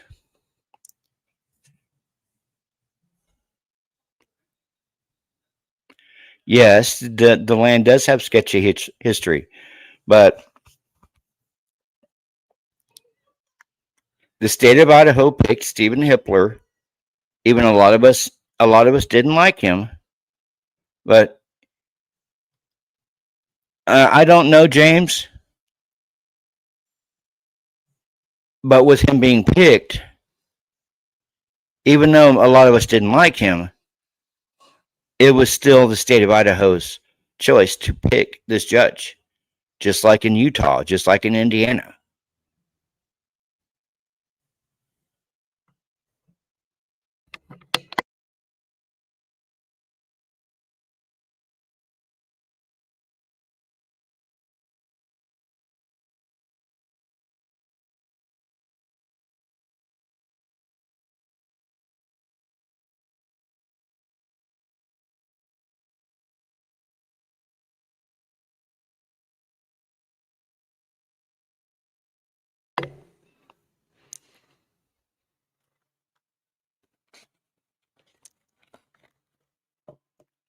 And I do appreciate, James, you saying that.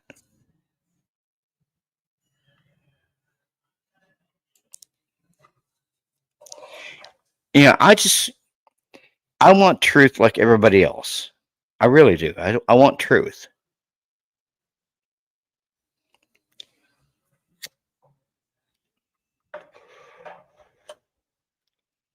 Yes, James. It's crazy with so many inconsistencies. Yes, I totally agree with you on that. Yeah, I'm a truth seeker. Yeah, I want to know exactly what went on in not just the Idaho 4 case, but other cases I cover.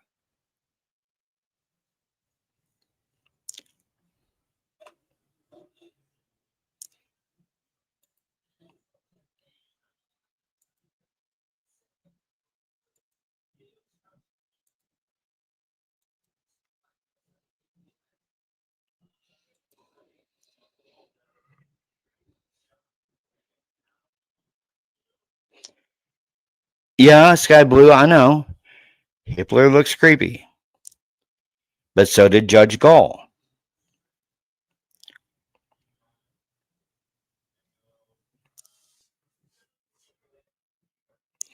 Yeah, it is good to have an open mind.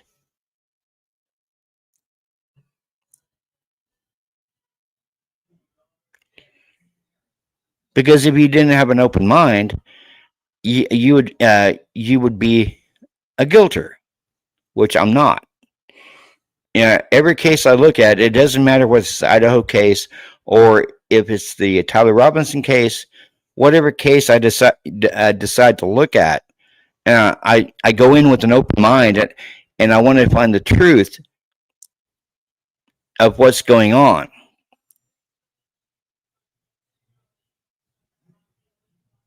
You're welcome, James. Yes, and I agree with you there. This guessing game is not how it should go. Everything just makes it more complex the more that comes out. And I agree with you there.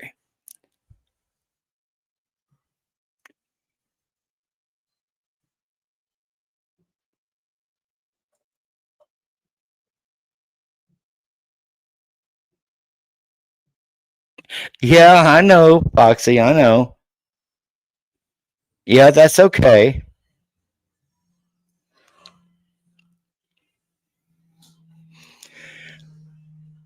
The way I look at it, this is the way I look at it. Whatever true crime case you go into, you always have to expect that you're either going to get a good judge like Judge Boyce in Utah, or you're going to get a bad judge, like in the state of Idaho or the state of Indiana.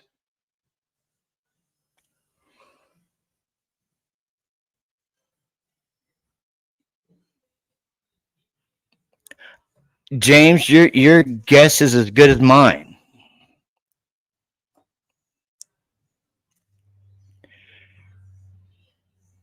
But personally, I don't think they should be suing the state of Idaho. I think they should be suing the Moscow, Idaho, not WSU. Yeah, a judge is so crucial to a case, and that's what I'm been trying to relay is the judges that we get in the cases that we cover. It's a toss up. We don't know what judge we're going to get. If it's a nice judge, if it's a bad judge, if it's a crooked judge, if it's an unethical judge, we don't know. That's why I try to go into the cases I cover with an open mind.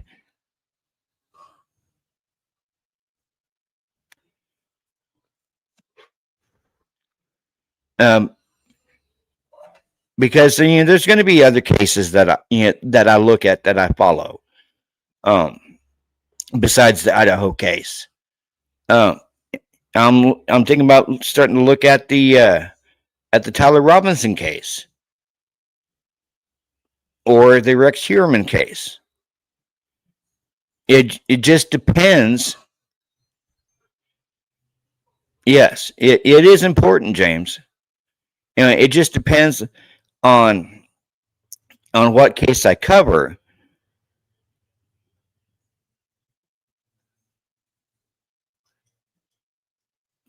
Thank you, Amy. What case, like, I want to look at the, like I said before, the Tyler Robinson case. And then the Rex Heuermann case, or whatever case comes after the Idaho 4. Will I be still touching on the Idaho 4 here and there, but not as much. I want to focus on on other cases. I want to go into other cases with the same open mind that you guys like and that you guys love about me.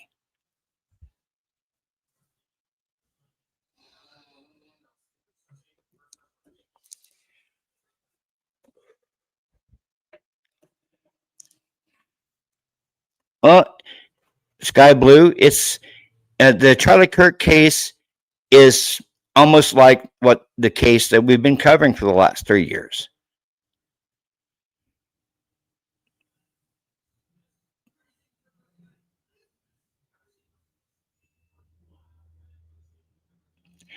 Okay, Fox. Okay, Foxy.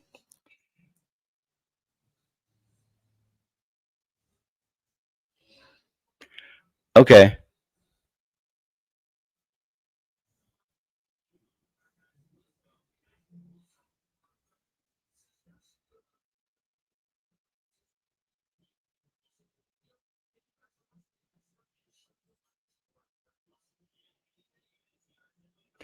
Oh yeah, I know, Amy. I know.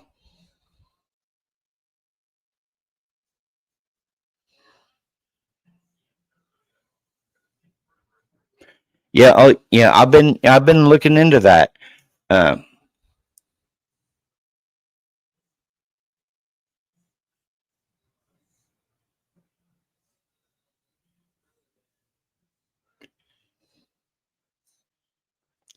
But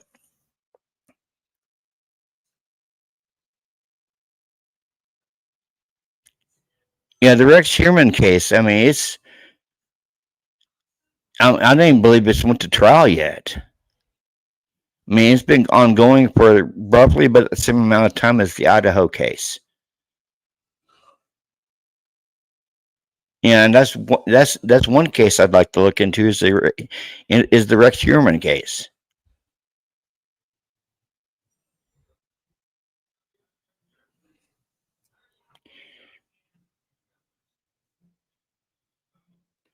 Oh, you agree with me, Amy?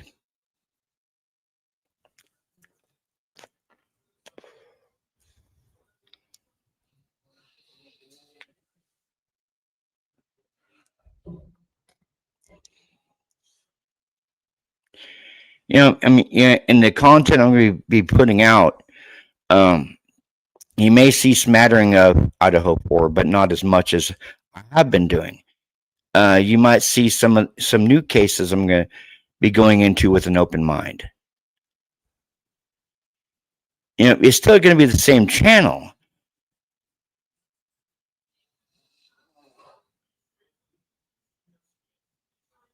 Yeah, I agree, James. It's still going to be the same channel. is just going to be having. Thank you, Amy. It's still going to. It's just going to have some new cases on it. There's still going to be some Idaho case, some of the Idaho case on my channel, but I'm just going to have some newer cases as well on my channel, and I hope that you guys will still interact, the way with me the way I was on the Idaho case. But you can only go so far with just a one case channel. You need to. Thank you, James. Yeah, you need to move your channel forward for other true crime cases, not just one.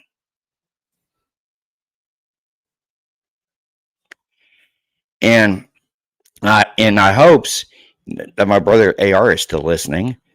I would love to work with him on some of the newer cases that I'm going to be starting to follow.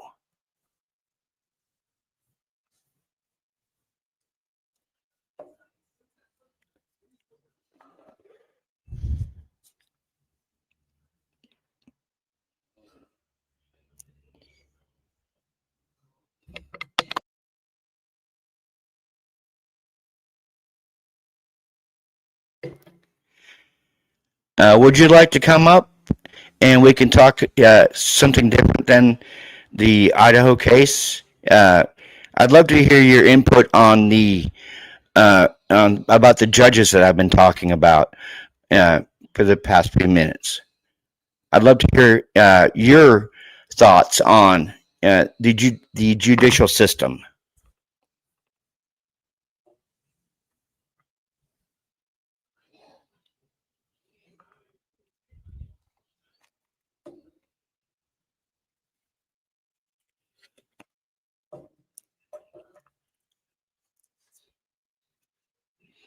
The link should be pinned at the top. Okay.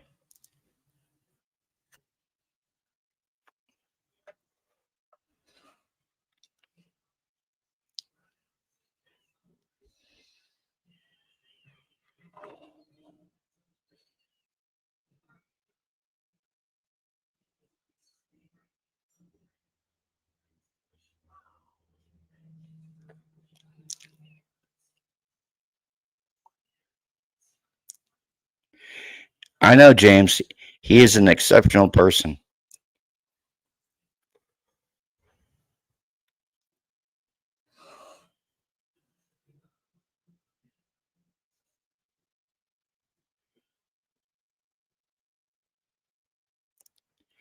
Yeah, I know, Anna. I know.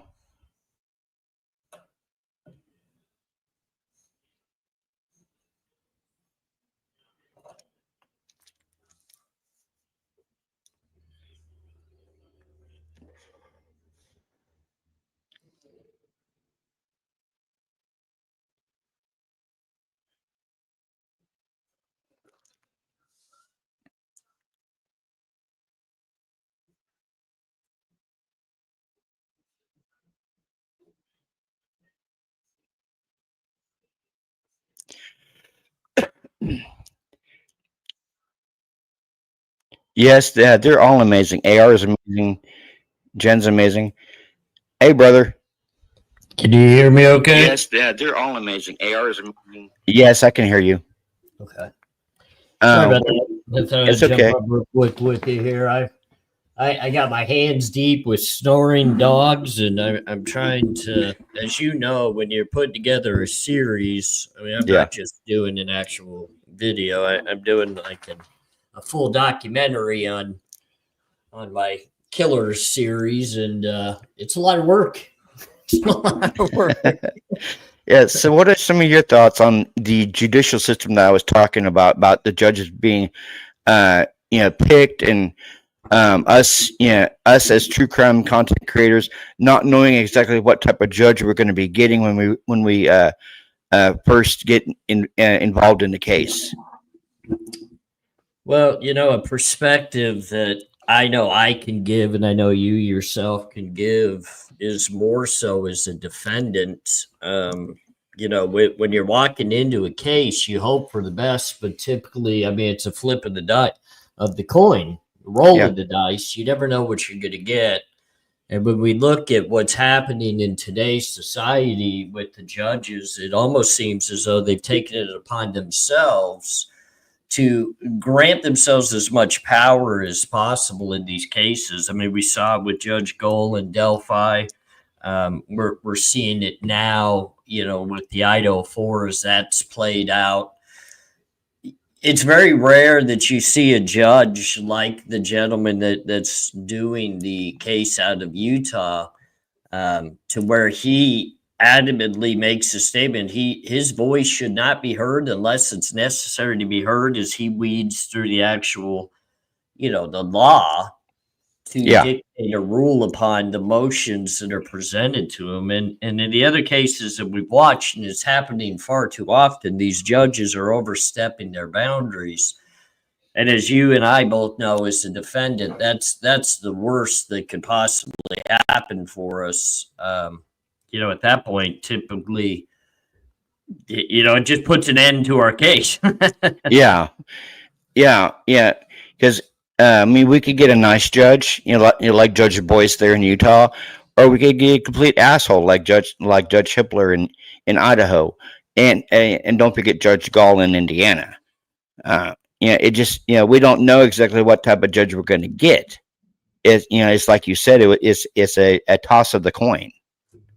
Yeah, it's difficult because you have these differences in judges. You have judges like Hippler that come out that state clearly they don't want to rewrite case law, so the majority of their decisions on motions are going to be very basic, very generic, but then he's the type that's going to be very prosecutorial friendly and also potentially helping the prosecution. Then you've got someone like Judge Gohl that's completely content just overturning and closing all doors in the public spaces on a case, and then ruling and dictating as if they will rewrite case law. They'll do whatever it takes to change it. And those two are so far different from each other, but at the end result, it completely screws the defendant. But then you get that third option, like the gentleman that we see in Utah, that's willing to look at the law, but he's also creative. He's willing to take into account what both sides are saying, listen out completely to what's being said before ruling. And he's not there to pick apart the defense or pick apart the prosecution. He's there to listen. He goes back and he refers to his case laws. And if a judgment needs to be made that's a little bit outside of those case laws, then he's willing to take a little bit of a step outside, think individually, make a ruling, and then, he'll move forward from there and allow the higher courts, if something's necessary to be changed at that point, they can. But he's going to let it roll in a fair and true way. And that's rare. That's very rare to see. We do have good judges in our country. Trust me. Yes. I've had a few myself. And we do see them occasionally where they do rule fairly. Unfortunately, we have some very difficult ones as well. And I think one of the hardest things to do is when we discuss something like the Idaho 4 case, you have such a split in how people feel, whether he's guilty, not guilty, here out in the public. It's hard to put pressure on the justice system in that way because there's not enough unity to come in and make a change. Yeah, and I totally agree with you on that. Like in my court experiences, I had one judge that was treated me very fairly, and then I had another judge that basically acted like Hippler. Yeah, so it was like the yin and yang. It's like, I'll get it out. When I went through my court stuff, I had one that was fair and I had one that wasn't. So yeah, I mean, I've had it both ways as well, and extremely difficult. You know, when I went into one of my largest cases of all time, the one that made me literally the most nervous, and I thought for sure at the end of the day I was getting a life sentence. I didn't think there was any way around it. I thought for sure I was done in, and then to come to find out my judge's family members and some of the people directly involved with the judge were affected by my crime. So it was even worse, and he would not recuse himself from the case. We did later get him removed from the case, but it took a long period of time, and there was already a lot of decisions and rulings made at that point that made it extremely stressful and difficult to move forward with the case. And I thought for sure I was going to have to take a plea bargain, and I didn't end up taking a plea bargain, even though I lost at the end of the day in the case. At least I got a lot of the charges knocked down, and I got the bigger charges reduced to much smaller charges. So I went from looking at life to, you know, a handful of years, which was, you know, a big deal to me. So Yeah. James asked in chat, wasn't this Hitler's first death penalty case? And then Sky Blue said, yes, it was Hitler's first DP case. Like I was speaking earlier, when Judge retired and this case was dropped in Hitler's lap, it wasn't, it was done so by the Supreme Court. And I kind of wish that the same thing would happen to Judge Gall, that she wouldn't have got this case, because we would have saw a lot more transparency in that case. Instead of a complete media blackout. But a lot of times that the judges we get are we get good judges, we get bad judges, and we get corrupt judges. It's a toss of the hat exactly what we're going to get when we're going into these types of high profile cases. Personally, my feeling on Hitler, but at the same time, Judge Boyce there in Utah. I kind of wish that a judge like him would have been put on the Idaho case. But Judge Boyce, he seems to carry himself very well. He's very well spoken. He's very soft spoken. I've noticed that. But what are your thoughts on Judge Boyce? So far, what I've seen, he's been pretty fair and pretty impartial, and I like that he keeps himself in place. He's not, in my opinion, looking for any type of notoriety or glamour in the light. He's just trying to get through a very difficult case, make the proper rulings, and get this young man through, the court system. We're going to see how that plays out, because it's going to be a difficult case. It's another one that's a little bit wild and different in the sense. Yeah. I don't think this. I just don't think that's a single perp crime either. But we're going to see. We're going to see how that plays out. One thing I do want to say, I do notice here, you got an amazing group of individuals in your chat tonight. I want to say hi to a couple of them. James Moen, it's great to see you, my friend. Bianca, it's always great to see you, and Sky Blue Eye, she's one of my favorites on my channel too. So you got some amazing people here. Amy Conway's in the house. I haven't seen a lot of her, meaning I haven't interacted a lot with her, but it's great to see her back and doing well. Robert, it's just so difficult because, in my mind. Yeah, okay. So this is Judge Hitler's first case that he has tried as a death penalty. However, it's not the first case he's been involved with death penalty wise, because he was highly involved with the Chad Daybell case, and he should have learned. Yeah, he was in charge of pretty much all the financial decisions of that case. He was highly involved in that case. He just wasn't the judge of record on the case. So he should know through experience how these death penalty cases legitimately work. But you know, the bad thing about it is like he has gotten to be in a totally different mold than an actual sitting on the bench case hearing such a criminal. I mean, come on, this is well above his pay grade when it comes to case. This should have been, and this is something I've always spoken upon pretty hard, and I think it's something that our country needs to look at. When you get into these high level capital crimes like this that have such weight and such burden, this is not a one judge type of scenario. You need to have a panel that oversees this, that it's got to be, you know, a group decision on just about everything. Oh, like a 3-judge panel? Yeah. I mean, I want to say a minimum of 3.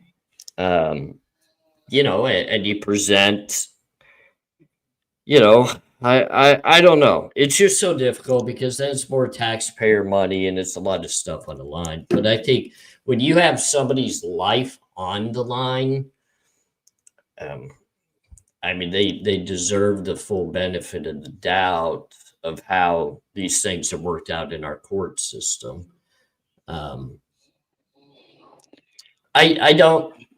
I don't remember if Hitler attended the University of Idaho. He is from Idaho. I could look real fast for you just to get an idea, but I know Judge did, and he's married to a professor there. So no, and the thing is, so Hitler received his undergraduate degree from Boise State University there in Boise, so he is local. And then he went on to the University of Utah to further his education and get the higher level of education. But and I think that's another thing that's extremely difficult, and it happens in these smaller areas. You know, you get these homegrown attorneys and homegrown lawyers that they haven't spread their wings, they haven't left the area, and they become so familiar with the people and the area that it I don't know. It seems like to me there's just too much power involved in that. I don't like that very much. Too much friendliness, even for somebody, you know, like an Ann Taylor or a Massoff. If you're from the local area, well, you know, that it just seems too easy to. I don't know the right terminology of it, but you know, you get too comfortable within your settings, and you know, that could affect the way these cases play out. And I'm one that speaks pretty highly that I think Ann Taylor threw in the towel when it comes to the Idaho 4 case. And, you know, I'm going to do some content at some point. I don't know when, but I do plan on doing I mean, you heard me. Yeah, you heard me telling the chat that I'm going to be dabbling in some new cases, and because my entire page is nothing but Idaho 4. I mean, it's time to spread my wings. Cases. It's always good to have a repertoire of things you're working on, and I know it's difficult because, you know, we as content creators, you know, we do survive by views and by various things that happen on our channels, you know, that bring in income. And I know a lot of people don't want to hear that, but it is the truth. So sometimes it's hard to just quickly get right off of a case to go, you know, do another one, because the views get difficult. Things, you know, don't always work out the way we want. But I'm doing the same thing. Like I'm really diving in. I'm going to be working on, you know, various projects that are bigger projects and bigger things. And I'm either going to have people that love it or I'm going to have people that don't. I don't know. We'll see. We'll see. Yeah. James asked you a question. Do they become biased? You think people who are local and attended the university? Oh, absolutely. Absolutely. They do. I mean, and you can see the ploy that was put out very quickly by the Gonzalez family when they say the outsider that came from outside of our local area. And that's a ploy. I mean, that's a way to get the local area to really team up against this kid that's not from the area. And it's a smart way of doing it. Don't get me wrong. It's smart, but it's unfair because at the end of the day, I mean, you're jumping down the throat of this kid that's not from there, and you're just stacking the deck against him. So even someone like an Ann Taylor or someone like that, who you wouldn't expect it because she's supposed to defend Bryan Kohberger, is probably going to be one of those ones that gets in there with Bill Thompson and Ashley Jennings, and she knows them from working with them directly on a day in, day out basis, and that's going to affect Bryan Kohberger, unfortunately. Yeah. I'm going to be putting some new content out tonight, and it's going to be like a smattering of the Tyler Robinson case, and I might even go as back as putting something out about freaking Lizzie Borden, because I mean, yes, the case is like 130 years old, but it's still deemed an unsolved case. Yeah, even though yes, she was arrested, yes, she was tried, but she was acquitted. I'm still trying to figure out exactly if you're arrested, tried, but acquitted, how that case is still an unsolved case. It's a great question. I mean, it's just like the Alan Greenberg case, and I want to do some content on this. Imagine that case.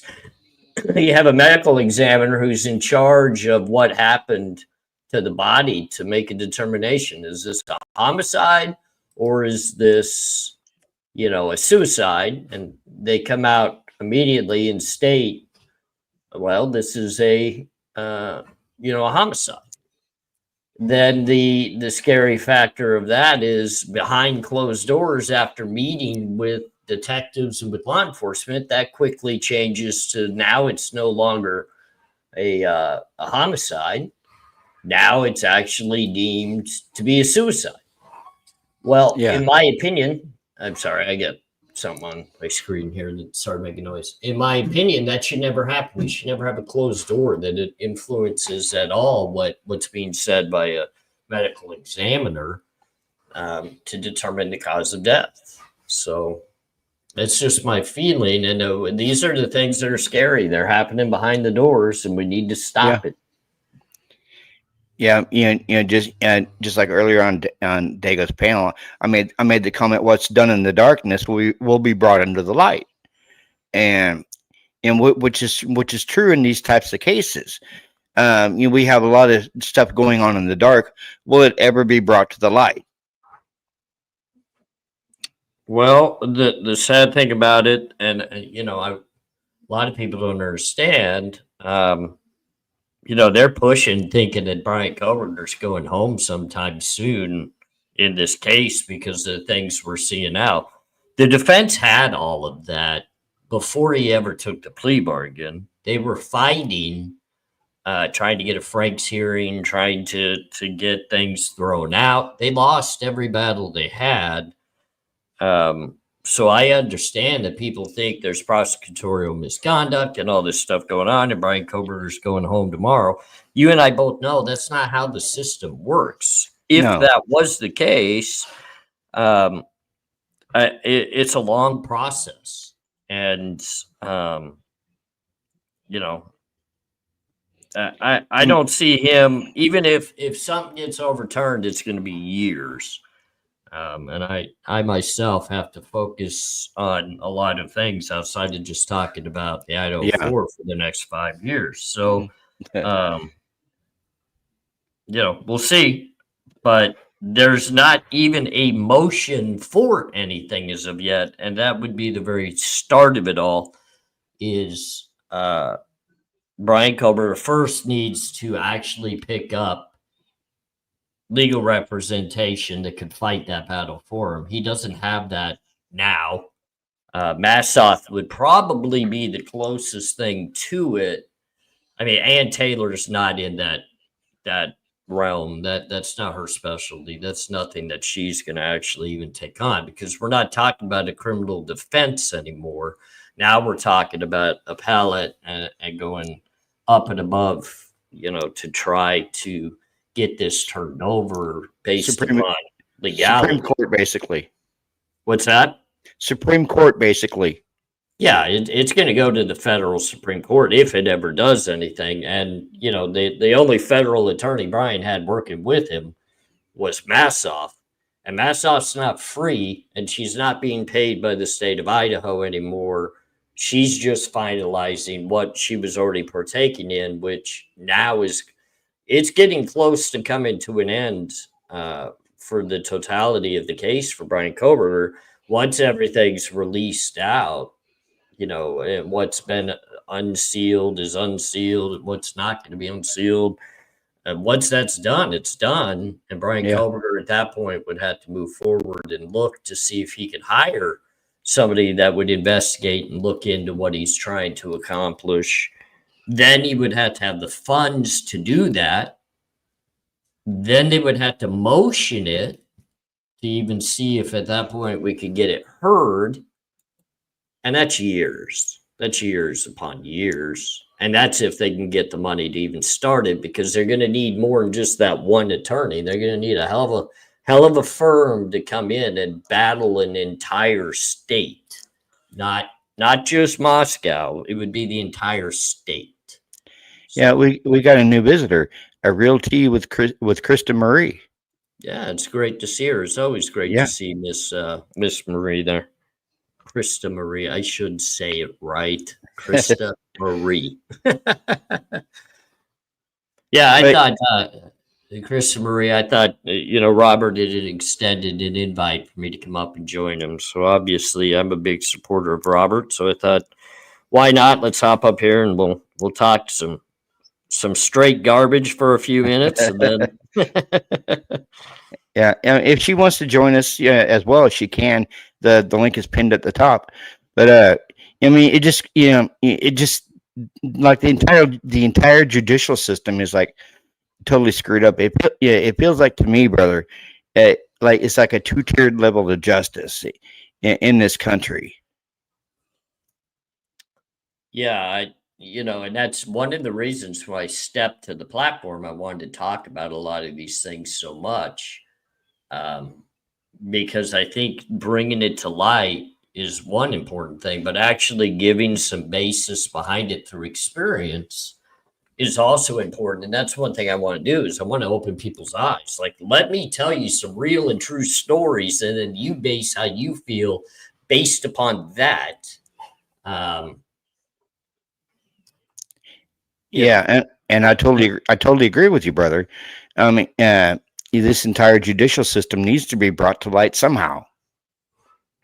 Yeah, most definitely. I'm trying to read a question here, Robert. Maybe you can help me. Truth and Justice, True Crime, I believe, asked something in regards to the Innocence Projects, and she wants more information. Can I give her more information? Yeah, absolutely, I can. If there's any way that you could shoot me an email, because it's very hard to do over like this. I mean, obviously. So if you can email me at convictsthoughts@gmail.com or email Robert and he can get in touch with me, I can get you some information in regards to that. Now, realize, number one, I do have to let it be very clear. Idaho does not have an Innocence Project any longer. It's been defunded. They don't have the financial capability.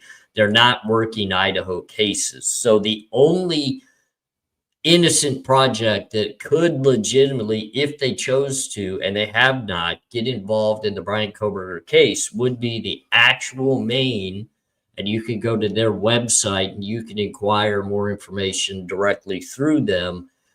through the Innocence Project. I'll be more than happy to give you the people I've spoken to with them that have been very gracious with their time and their expertise and their knowledge. But at this time, there's no longer an Idaho Innocence Project. There's no funding for it. They stepped in originally on the Brian Kohberger case back when it was in the courtrooms in Moscow, Idaho, Latah County. And Judge completely blocked them because it came down to the fact they were interested in DNA information. They wanted DNA evidence, and Judge blocked it across the board, which shut them down, and they have not been involved since. So I just, I want people to fully understand that if somebody comes out and says that, the Innocence Project is involved in the Brian Kohberger case, it's not. And they'll directly, once you reach out to the main Innocence Project and you have conversations with the individuals there that are in power, they'll definitely clarify to why and how. Yeah, Realty with Krista Marie says, I was just asking that figures they would she said refund it and add DP, but then she said deep. So it says in refund, she meant to say defund it and add death penalty. Yeah, I mean, the hardest thing about the Innocence Project is literally their financial funding comes from the support of people out in the community. They are not funded to investigate these types of cases or crimes or try to solve them. They are funded through the community that literally believes in innocent until proven guilty. And then also whatever type of, collectionary funding donations that they could collect. Let's just use Brian Kohberger's case as an example. People can go out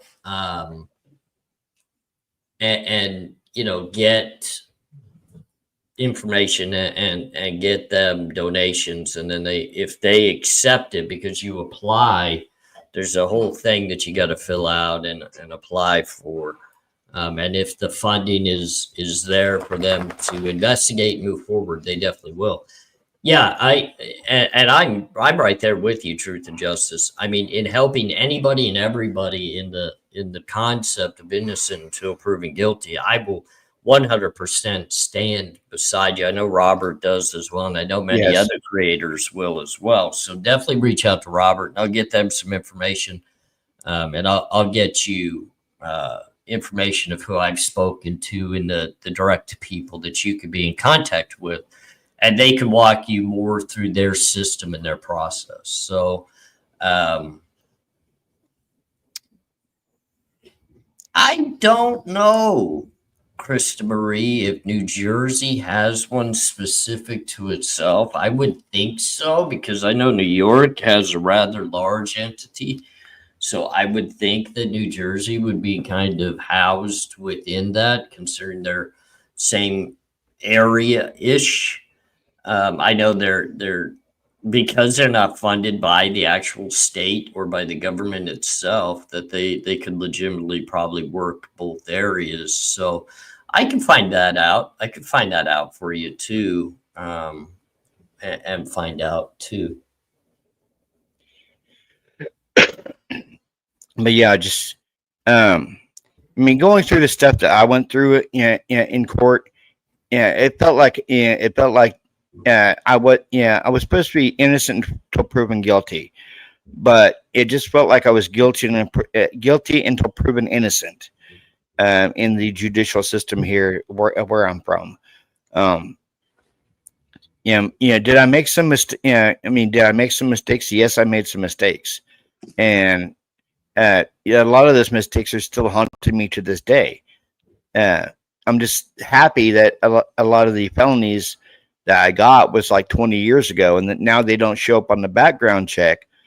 Because when we got this new apartment, that's the first thing they did was check my criminal background. And I told them about the stuff that was on my record from like 2004, 2005. And they said, "Oh, you're okay. We only go back 7 years." Yeah, I mean, I've been pretty fortunate too. Real quick, Krista Marie. So the New Jersey Innocence Project works through the Rutgers Law School. So they advocate for the area, and they're actually directly connected to the Rutgers Law School. So you're able to reach out to them.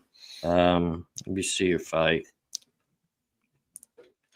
they have the New Jersey Innocence Project, and you can go directly underneath law.rutgers.edu, and then they'll have a whole section there that is under the New Jersey Innocence Project. So law.rutgers.edu.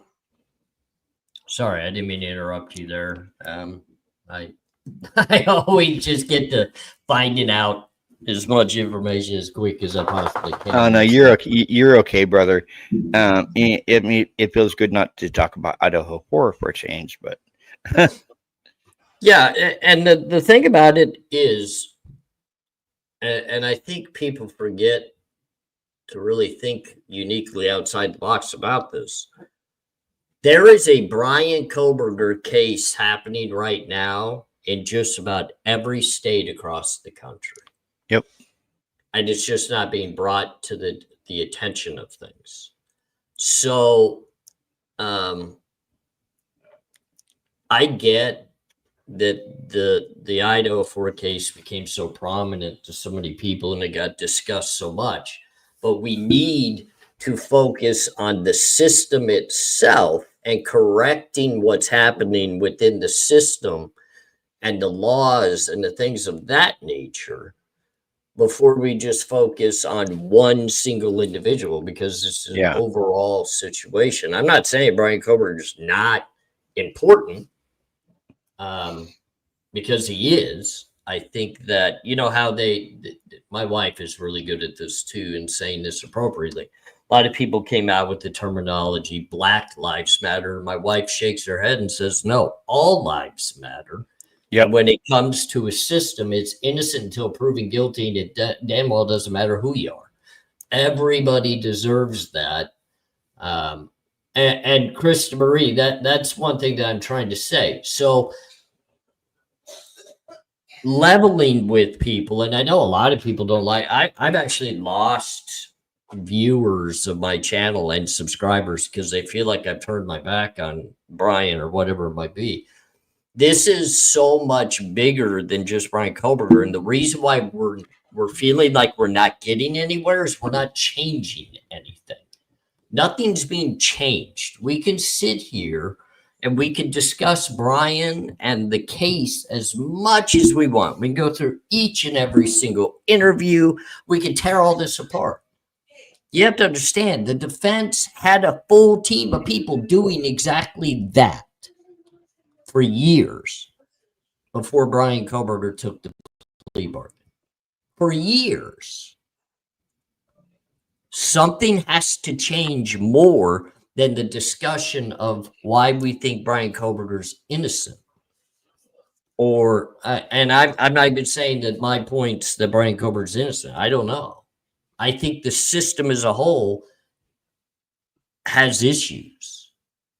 The investigation was shoddy. The techniques used, even though maybe they're groundbreaking and they could make a difference in the future, they're not ready now. I'm talking about IGG. They broke people's privacy. They broke rights. They backdoored stuff. Then they continuously lied about it. And they're still lying about it. They're protecting people because they're college kids and they don't feel like they can handle what's called a real interrogation and questioning. So that's why so many people are so bothered by it. But we're not making a difference until a difference is actually made. And I'm with you, Krista Marie. I'm about ready to actually tell Robert I got to jump for a bit too. I still have to edit this thing, Robert, and then try to get some work done myself, you know, before it turns 3 o'clock in the morning. I know you probably got stuff you had to do today, Robert, and probably worked and did a lot of stuff too. But you know, and that it's an important conversation to have, and we definitely need to have it continuously. How do we improve what we're seeing that's failing so badly? Yeah. That, you know, I can't just continuously get on here and start tearing apart these interviews that are out on and this comes across the wrong way. They don't mean much to me. I'm not an investigator. You know, I can't utilize those interviews to make any difference in what happened to Brian Coburn. But what I can do is stand up and preach that laws need to be changed in regards to IGG. We need more protection for people's rights. We need more funding for the Innocence Project so that they have more capability to jump in and fight things like this. There's a lot out there that can make such a difference. And yeah, and I totally agree with you, brother. You know, we need to start making a difference when it comes to this judicial system. If we don't, then it's going to be irrevocably broke, you know, for the rest of our lives. I hate to say this, but it starts with us here. I mean, if there's going to be nobody that cares about the judicial system, then by God, we care about what goes on in this judicial system. Am I right or am I wrong? You are. And you know, my wife, to kind of echo what you're saying, she said it perfectly the other day when I was kind of just looking at her saying, hey, there's just not really all that much I can do. She says, well, AR, you have approximately 13,000 subscribers, right? I said, yeah. You get about 4,000 to 5,000 views randomly on different shows that you do. Yeah. She says, how many people do you think those 4,000 or 5,000 people talk to in a day span? I said, I don't know. You know, if I'm able to reach 4,000 or 5,000 through a video, they potentially could talk to people too. And she says, that's how the wildfire spreads. If you want to make a difference, you get those people that listen to you convinced enough they speak to others to convince them to speak to others. And before you know it, you've made a difference. And that's the truth. That is very, very true. Because when you put together people like a Dago, like myself, like you, like these other creators that are continuously working each and every single day, we can reach a lot of people's ears. And if we can touch enough of their brains and their hearts, we can make a difference. Yeah. I mean, it all falls in our lap. I mean, if the people outside of YouTube ain't going to be trying to fix this, then it's up to us, you know, to try to fix this broken judicial system. And maybe, just maybe, one of our videos actually reaches somebody and it starts that wildfire. Well, I've reached a few. I pissed them off pretty good a couple of times. Yeah. I've gotten some really nice feedback from higher places that have said how big of a douchebag I am for letting the beans out of the bag, but you know, it is what it is. Yeah, man, I've gotten a couple myself too. Well, I've had lawyers reach out to me. You know, I've had legal teams reach out to me that I'm breaking this or breaking that, but you know what? I just tell the truth. And if you know they can't handle that and then go have to defend themselves to the truth, there's nothing I can do about it, because you can't come after me for telling the truth. The only way you could get me on something is if I lie about something. And I'm not putting out negative information about anybody. I'm not attacking anybody personally. I'm not making funny videos attacking anybody. I'm not doing any of that. I'm breaking down the truth. And if somebody says something incorrect, especially when it comes to the system or to how prisons are ran, I have no problem coming out and correcting that. And I do it in a correct way, in the truthful way. So, you know, it is what it is. But Robert, I am going to wrap this up with you, my friend, and I do want to say thank you to everybody in the chat that's been kind and hearing us out. Yeah, I'd love to set something up with you at a later date, and where we can touch more on the judicial system and other stuff like that. Yeah, I mean, if you want to do something, I don't know what your schedule on Thursday is. We could set up. What is today anyway? Tuesday. Yeah, set something. If you want to do something Thursday, we can do something Thursday afternoon, evening-ish. Evening-ish would probably be better, and we'll put on a show in regards to.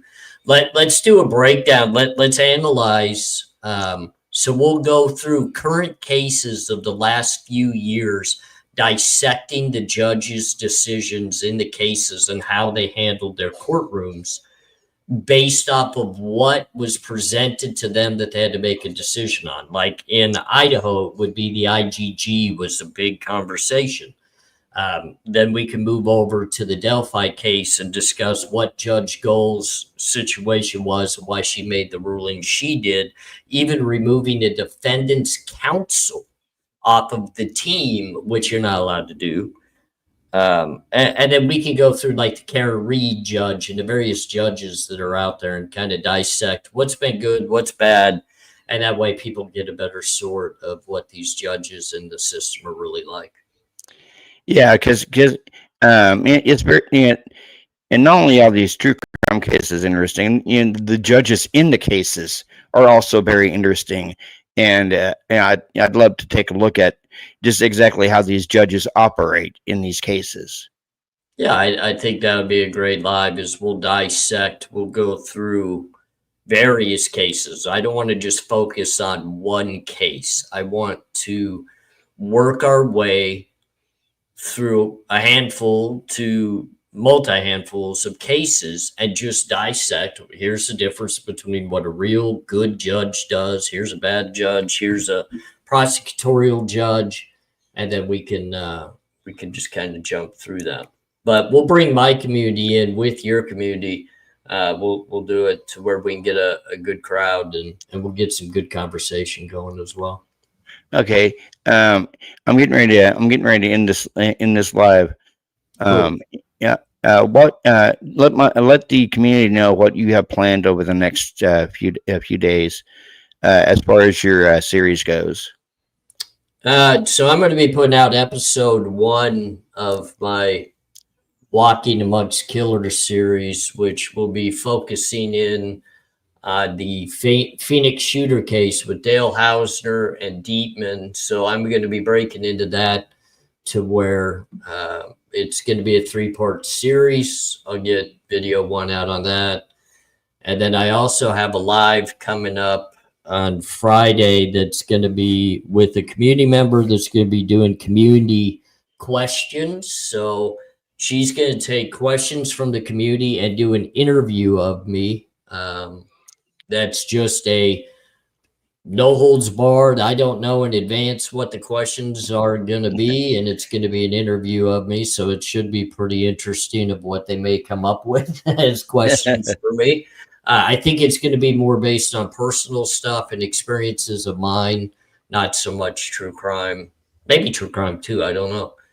And then obviously Sunday, Jen and I and the Pipples will be talking true crime, and we'll probably be venturing around the strip like we said. But then don't forget Thursday will be you and I dissecting the judicial system and the judges' interactions in cases. Yeah, I hope I hope Jen doesn't want to kick me in the butt for helping get you over the goal.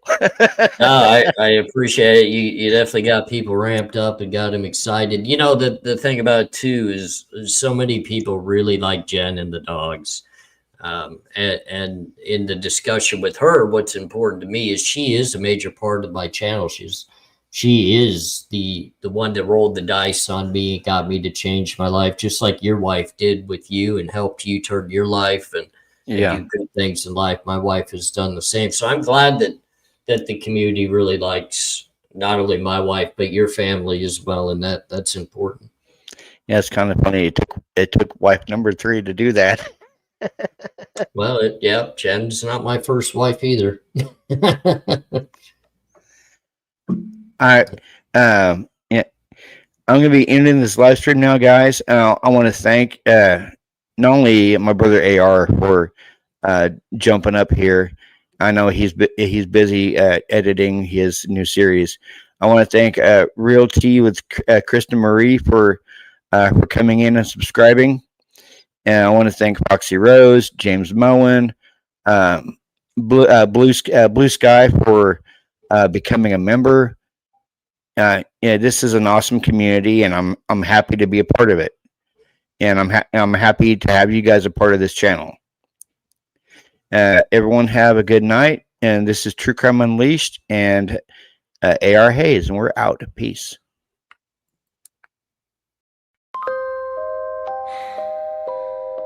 Back where the lights don't lie, the wolves are watching in Moscow, Idaho.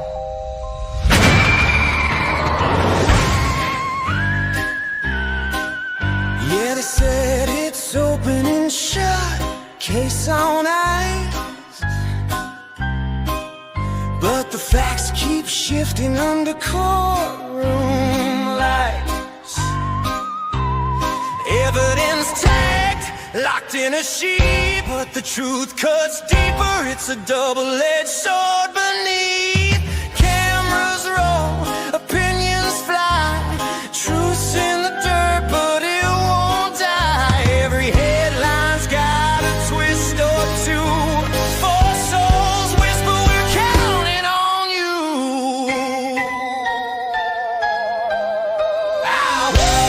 Moscow's calling, truth don't hide. Shadows talk on the witness side. We ain't buying every show they sell. There's a storm in Idaho and it's raising hell. Courtroom drama on a primetime feed. Everybody talking about what they think they need. Evidence, sealed deals under the table, but justice ain't blind, she's bleeding unstable. Whole damn case feeling double-edged, sword ripped. They point one way while the proof says no. We've been fed a bunch of lies from these wolves, you know. The wolves of Moscow roam. No one's safe at home. Truth is louder than the gavel's tone. Justice howls through the microphone.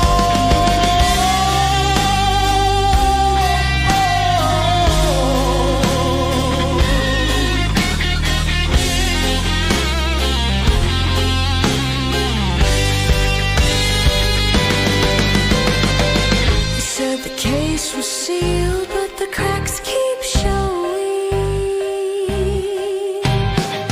You can't bury the real when the world's still knowing. Truth on fire tonight.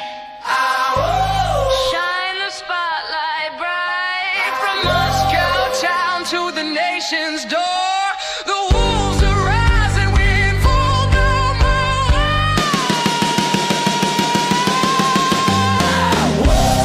Truth on fire tonight. Shine the spotlight bright. From Moscow town to the nation's door, the wolves are rising. We ain't fooled no more.